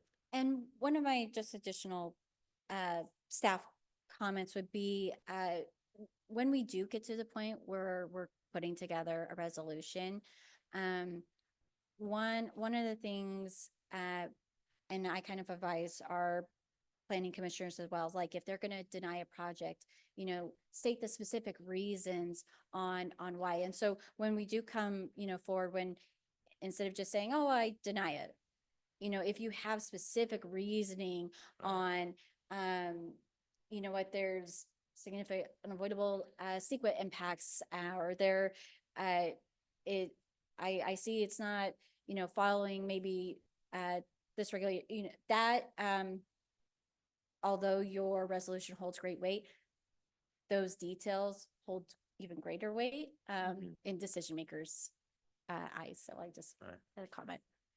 Great. Thank you, Ariel. Thanks. Okay. Public comment. We have someone in chambers. Kara? All right, Kara. Cara Bonk, Kara. member of the community. And again, yeah, that was a great presentation. I'm pretty blown away. I just want to say up front, I was a proponent of Measure A, supported it, worked on it. It was passed by 60% of the voters in San Benito County. And it was my assumption that some of these projects would be stopped in their tracks by that measure passing. And I believe it was to preserve primarily agricultural and rangelands and not have these rampant developments, you know, taking up all that space. So I do have a couple of questions. The Stevens Creek Quarry, is that the one behind the old Nyland Ranch? Because there, I understand there is a quarry back there and there's already a no. road No, going no, up no. there. On Sound between here and Anzar?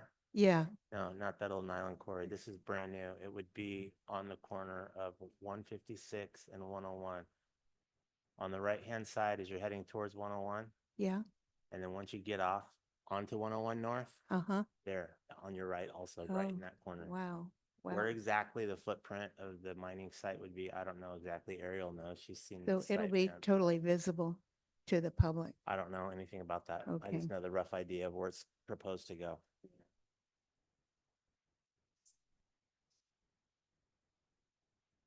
Almost. That's on the other side of the on-ramp or whatever. Yeah, Very close.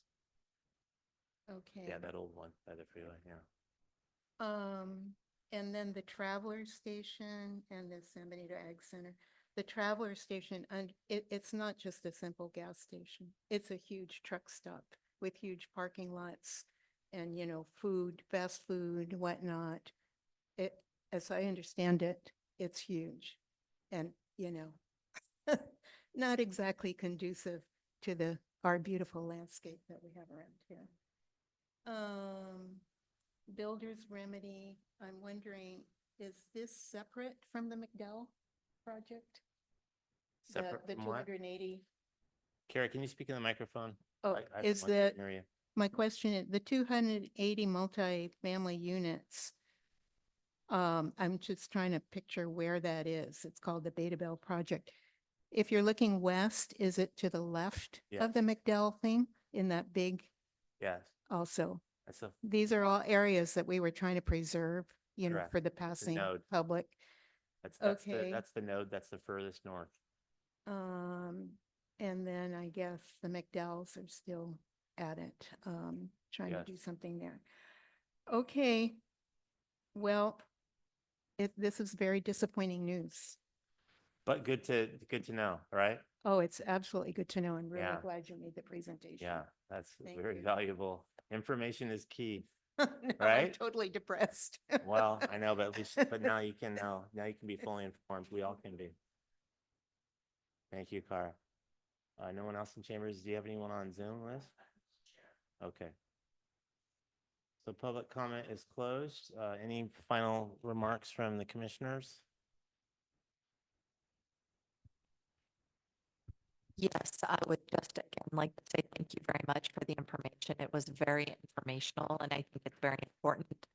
And I, for one, look forward to receiving the information and hopefully being a benefit to the county in regards to what the city of San Juan Bautista is looking at or in regards to these projects. Thank you very much.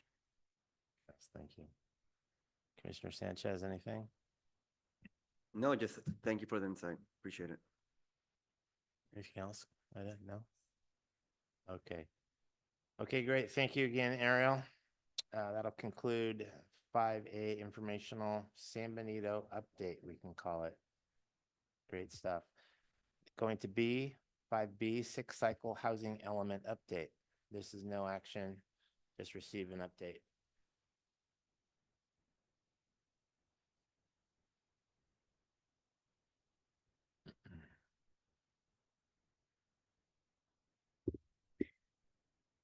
Thank you. This will be a quick update on the housing element, 6 cycle. So the third draft has officially been submitted to HCD and it was submitted on July 3rd, 2025. So what that means is that the 60-day HCD comment period has been triggered and we can expect comments back by August 26th of this month. So just a little bit of background, city staff revised and prepared the third official draft between April and June 2025. And the public comment period began from June 18th through June 25th.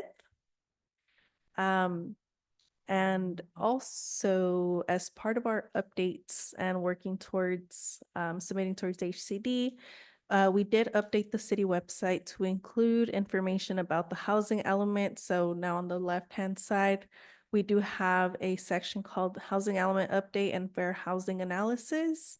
And that's where all the information for the housing element lives now. We have subpages, one with background and RENA, the project timeline, how to get involved, documents and resources, and then also housing resources for those that need help or assistance with housing. And that concludes my my update. Just more informational items available on the website. And oh, are we gonna miss those PowerPoints with all the colors, so organized? Any questions or follow-up for Ilse? Elise, no? Eddie, anything? Okay, Commissioner Paisano?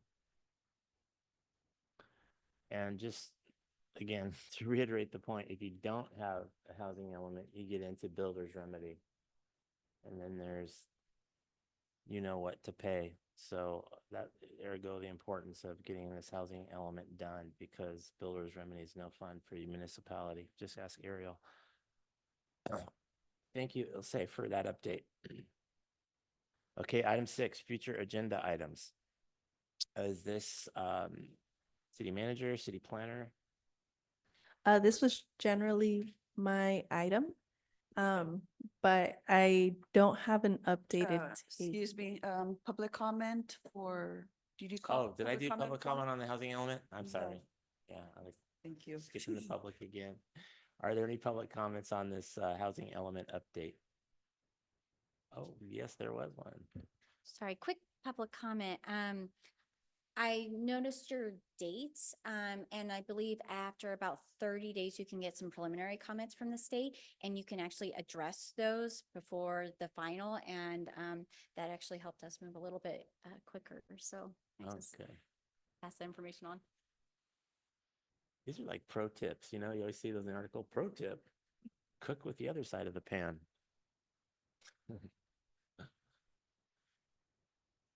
I don't know. Then once you ask me.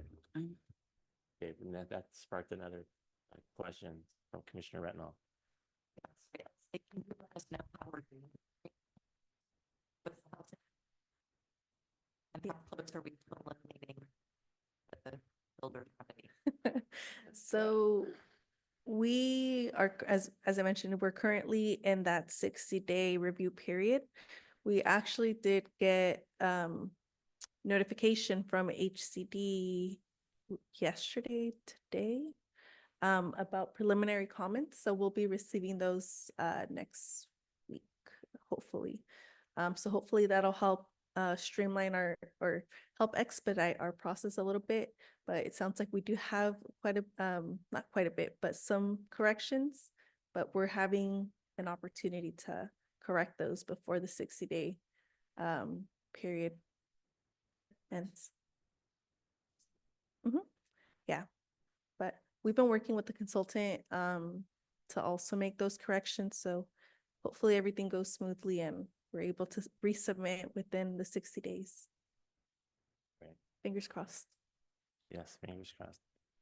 Okay, any other public comments? No, no more commissioner comments. Then moving on to 6, agenda item 6, future agenda items. They'll say again. Thank you. As I was mentioning, that's generally my item. Fortunately, I don't have an updated table, but if there are future agenda items that you would all like to add for the next meeting, now is the time to share those wants. But the housing element is going to be another item that's going to come up again since the comments are due August 26th. The next meeting is September 2nd, I believe, right?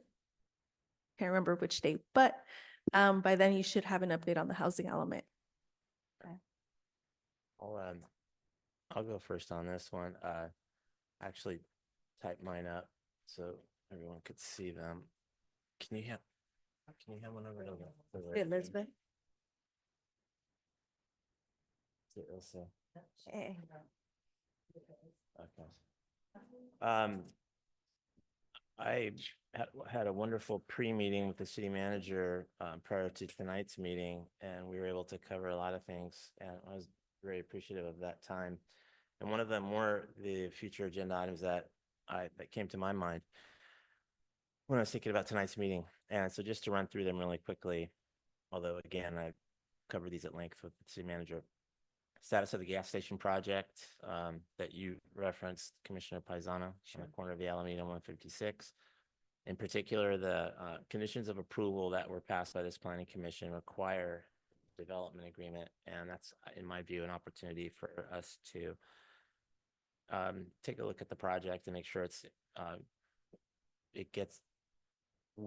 that the community realizes as great of a project as it can be. The development agreements are wonderful tools. Some of the things that Ariel was mentioning, like San Juan Oaks, the gas station, the fire station and so forth. San Juan Oaks had a pretty significant development agreement, and I just really love development agreements. And one is in fact required for that project. So I think we'll be seeing something about that in the future, right, Ashley? Number two is EMC did an infill study that we've heard about to take a look at what infill opportunities exist within our city limits, which is also coterminous with our sphere of influence and our new urban growth boundary. So how many units? Ilse mentioned on the website, the arena number, which I think is 111 units. Is that a number? 88. 88? 88 is our arena number. That's so great. Hollister's is like in the thousands. We've got 8. How many?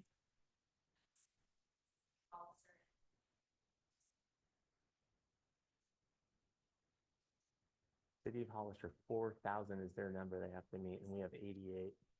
So anyway, where are those 88 units going to go? The infill study addresses that question and others, and I'm looking forward to seeing that. That kind of goes hand in glove with number 3.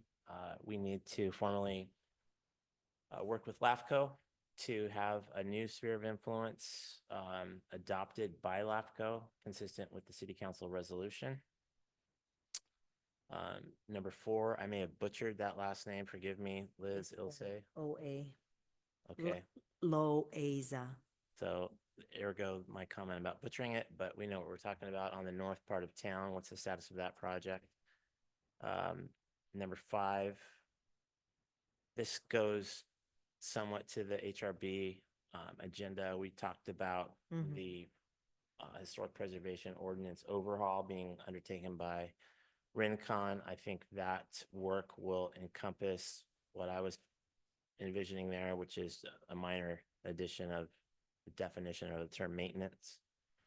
And then lastly, something you've heard me talk about before, which is the idea of field trips for the planning commission to go see other communities that are getting it right and to try to understand how they did that, especially communities that we can really learn from, like Columbia. I know I always mention. And the city manager and I talked about that, and I think we're going to have some future discussions about how to hopefully make that a reality. So those are my future agenda item ideas. Thank you. And thank you for bringing up the EMC infill study, Yes. also known as the general plan infill amendment. I can provide you with the quick update there. Okay. They did provide us with the revised draft that included the MOU and that planning area MOU stuff that we have with county. I provided edits, so they currently have the edits on their end, and they're incorporating those edits. So now we're just waiting to hear back in regards to the revised draft. So and going in conjunction with that is we do need that general plan amendment to submit the LAFCO application. So that kind of goes hand in hand. So Yeah. just a quick update. Thank you. Hand in glove, but hand in hand, either. Oh, yeah. Thank Either you. euphemism, it works there. Thank you, Ilse. Yep, no problem. Any other future agenda item ideas for? I do. Yes, Commissioner Paisano. Well, you already covered the status of Project Gas Station, but I wanted to put in the revival of San Juan Bautista's businesses entering into the city, because last year we did talk about, as a planning commission, about how to motivate, incentivize, encourage businesses to come, especially with the recent closings of what, 4 businesses in town. And so I take it to heart when Mission Market comes here and basically pleading for our assistance with regards to the hardship that they're experiencing with permits or codes that they found or that they're being charged with. It's really important to note too that what Commissioner DeVries had said is that if you are not aware, Mr. Mendoza is a planning commissioner in Monterey. So he knows what he's talking about. And so I do not want businesses to be discouraged and have this misconception. I'm hoping it's a misconception that that we as a city are giving them a hard time, which then brings up the subject matter of Hollister Fire making those demands and knowing that we don't even have a contract with them or an agreement with them, right, to service the city. We do. I thought that we had that big. Lots has changed. Lots of things have changed in the last 3 months, but we have an active contract with Hollister Fire for fire services. Okay, well, I think we need to address that we are here to encourage businesses. We're wanting to revive. That's the agenda item, reviving San Juan Bautista by encouraging businesses to come and making processes and permit process easier, or at least give them some kind of, I think one time it was said that discount or savings, something like that. But these guys, the Mission Market is good. It looks good. They're doing business. People are really going to it, supporting it, and it's bringing in revenue for our city. May I ask a question of you? Sure. Instead of just saying revitalization, can we say that we want the Mission Market to be put on our September agenda? That's fine. Yeah, yeah. I didn't want to single them out because there are other businesses that are coming in, and they have also made mention of some difficulties they're having. And then when it's my turn, I do have a question for you on that. Go ahead. Okay. The other one is communication processes. I recently was approached by a community member, question that came up and about something that's going on in the city. And I came and I asked a question, just so that I, for myself, can knowledgeably respond. And it wasn't what I expected with regards to how to proceed. So I want to make sure that I know how to do that better. So I can't state this correctly. I'm trying to state correctly. Anyway, how are residents supposed to communicate with, let's say, planning commissioners or with the city council without violating Brown Act? And then be able to respond to them intelligently by having done our own research or information seeking. How Well- can you help me state that as an agenda item? Yeah, well, okay. Remember, Brown Act only applies to 2 or more. 3, Mhm. 3 or more, not to 2. Mhm. And as far as someone, I mean, they know Like- who you are. I mean, they see you. the city manager and I were just talking about that. In this town, you get accosted at the post office or at Windmill or at Yeah, Vertigo. What the right. heck, what's going on with this? You know, Right, like, right. oh, geez, you can't even get any peace and quiet. And then what do you do when someone confronts you as a planning commissioner, asks you to explain something? I know Ilse would say, forward them to me, forward them to me. And oftentimes that works. But I think the other piece of that is, and she's not gonna be here anyway, so no, but that was your common refrain in the past, wasn't it? But I think the other piece of that, though, is we want to know a thing or two about what's going on. And the city manager and I actually discussed that in our pre-meeting today about what can we do to get more up to speed on issues and have the dialogue be better between both the commission and the administration and the community and the administration. So I think those are all things that are works in progress and are going to, there's always room for improvement with that stuff. Did I say that right? Or to your liking? Absolutely. That was Yes, invitation. thank you. Take it away. I have a note, Ida, for communication of processes. There's a lot of rules that everyone's not aware of, and what I would recommend from a commission to a city manager perspective is to get my cell phone number and to just call and ask me. Okay, feel free. As a commissioner, you have direct access to me as the city manager.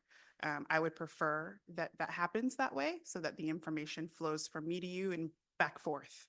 That way, I can answer questions quickly, I can give perspective, and we don't have to go through the staff. And I've asked that from a council perspective too. So the council also does this. If there's something, they ring, what's up?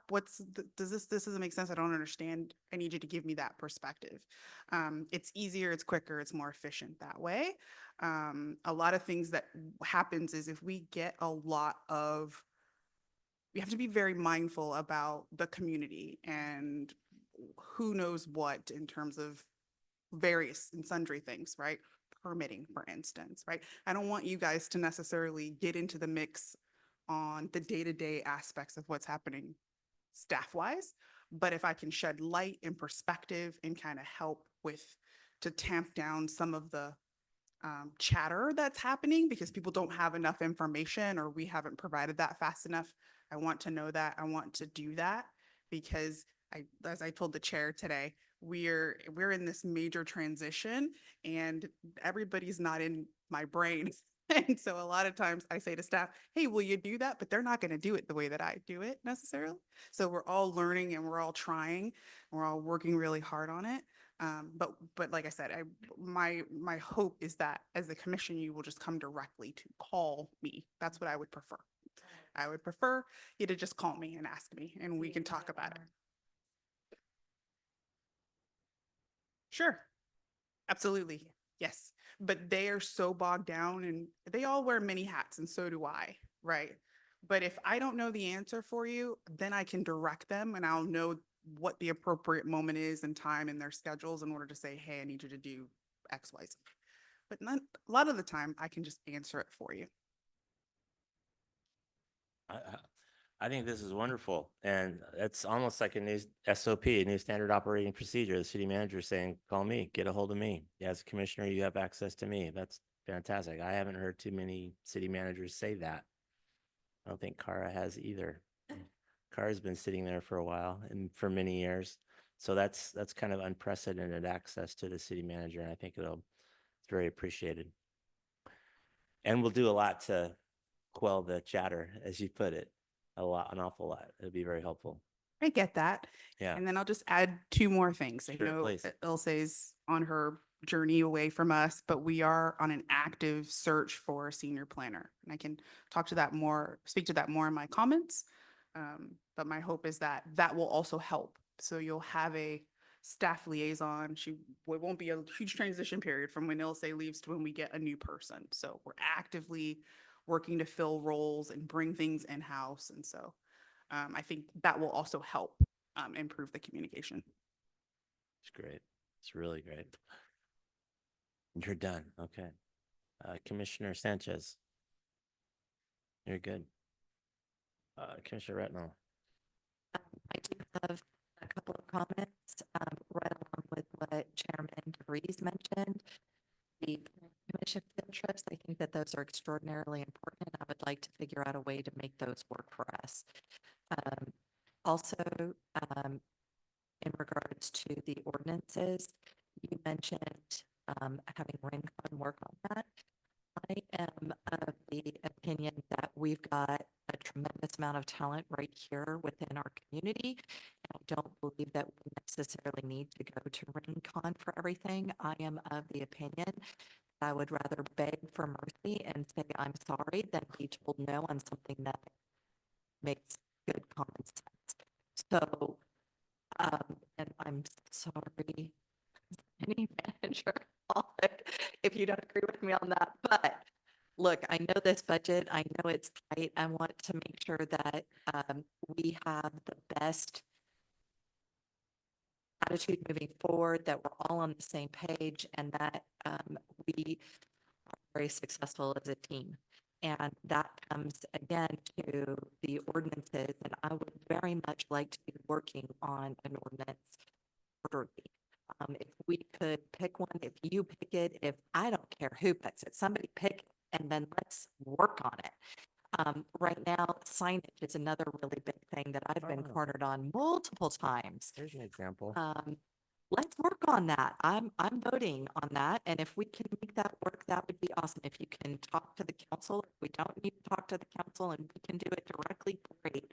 Let's get that resolved, please, so that we can move on.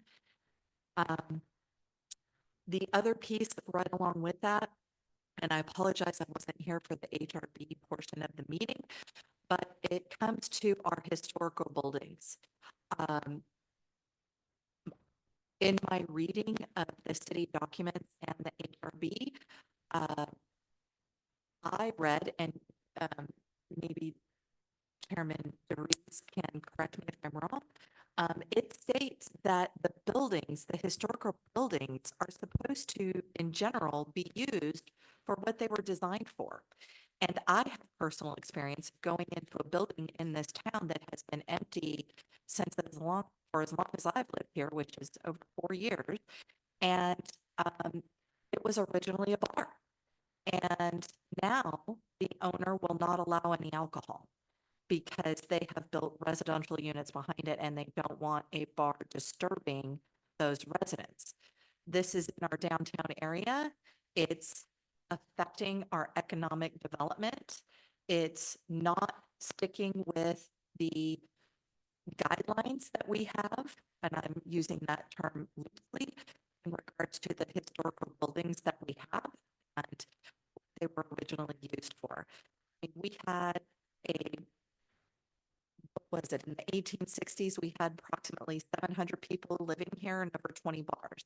Now, I know that we were the hub for everything, but I'm sorry, we can afford a couple more bars or a couple more restaurants here with bars. I think that we need to really focus on that, and I'd like to ask that that be put on the agenda as well for the next meeting to make sure that people know and tell them that they can't just come in and redesign a building and just ignore the rules that are associated with owning that building. Thank you very much. Thank you. All right, I think that we have exhausted the future agenda item ideas. Are there any public comments on that topic? Number 6, future agenda items. Anyone in Zoom land? There are no hands. Oh, Kara, please. Cara Bonk, community member. I was just thinking about the Mission Market, which used to be Neil's. I wonder if that could be a historic building. You know, The sign is for sure. huh? The I know sign the is. sign is, but what about the building itself? I mean, how many years has it been used as a grocery store? A lot. Does it have a history of being used as a grocery store? Yeah. And, you know, it being one of our, I don't know, iconic businesses. Right, right. It's just a thought, because that could help perhaps circumventing some of these Oh, with the fire requirements. Yeah. With the fire. Yeah. Interesting thought. Uh-huh. Anyway, just a thought. That's a great thought. Thank you, Cara. Yeah, I think it's older than 40 years. Yeah, I think it's 50s or 60s, as I recall. Okay, no other public comments, nothing in Zoom land, Madam Clerk. Okay, thank you. Public comments closed then. Number 6 is done. Finally, number 7, Planning Commissioner comments, anything? Commissioner Retnall? And for me, thank you. Commissioner Paisano? I do. I just want to say that I'm very happy to see that the city is gaining some new businesses. Bears Hideaway closed and the Hideaway is going to open. We have the Inakas who closed and it's going to be Inakas Fusion. And then I do want to compliment the Sunday Farmers Market. They've done, I mean, it's growing and I love going on Sundays. So I'm hoping that we can continue that trend. It's been nice to see that. And so that's why I really feel strongly about making sure that more come in, that we welcome them and we make it a little bit easier to um, set up business here and for them to be encouraged to stay instead of deter them from continuing. And then my second comment, which we also stated at the Historic Resources Board meeting, is that Ilse, we just want to say thank you. We appreciate all that you've done, the upgrades, the modifications to our presentations and the reporting. That's been nice. I know that was a lot of work for one person, but I'm hoping that, you had the support and that you felt the support not only from the commission, but also from city manager, from staff, and we wish you well in your next endeavor. Commissioner Sanchez. Yeah, I just want to clear something up. Take about a minute. Okay. On the solar app pilot program, I am definitely in favor of it. Uh, and I am in favor of the current plan, in operations, that's what I do, apart this and others, farming and whatnot. I understand the importance of implementation and stabilizing a process.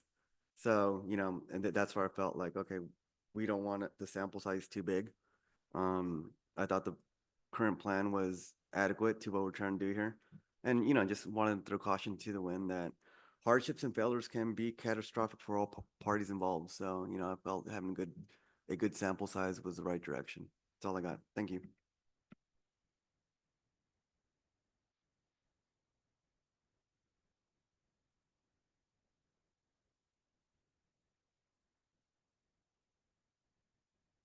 XOXO. I'm kidding. Yeah.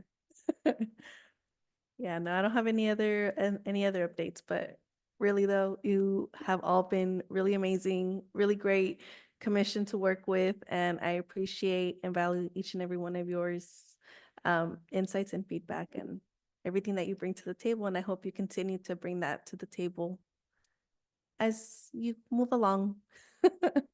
Yeah, thank you. Yeah, stay in touch with me too. Yeah, for all those concerts.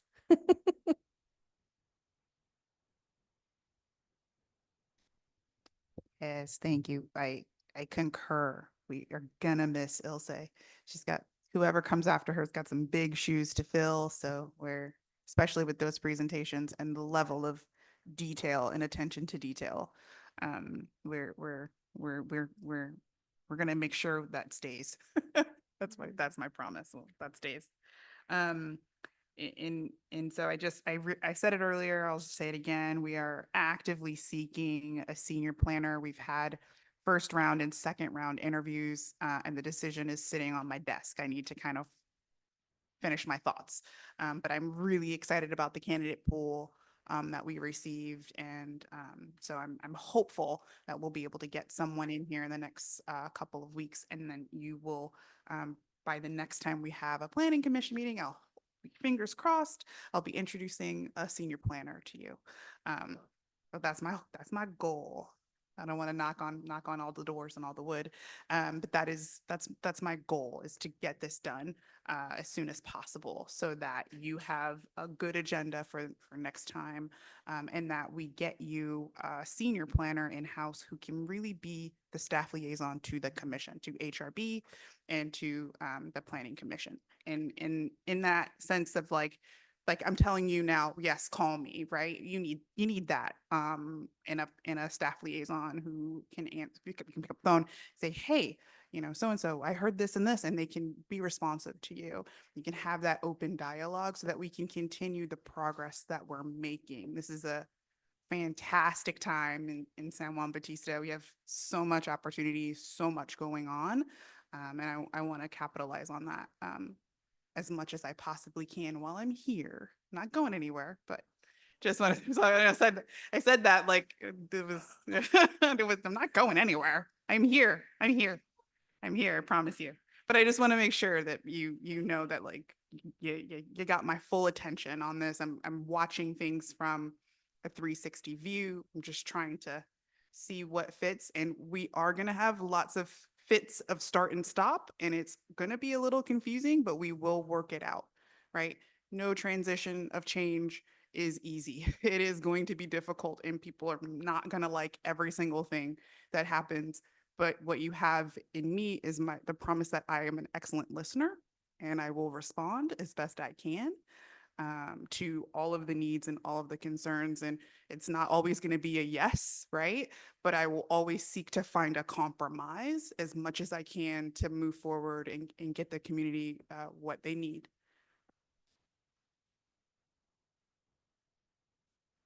Thank you, City Manager. Goodbye, Elsa. We'll miss you. If there's nothing else, may we have a motion to adjourn? I move that we adjourn. Second, Second. all in favor? Aye. That was just for you. Commissioner Brittenell, I. Commissioner Posado, Aye. Commissioner Sanchez, and Chair DeBreeze. Yes, I know you should say nay. Motion fails. Well done, Liz. Well done, Liz Soto. I know.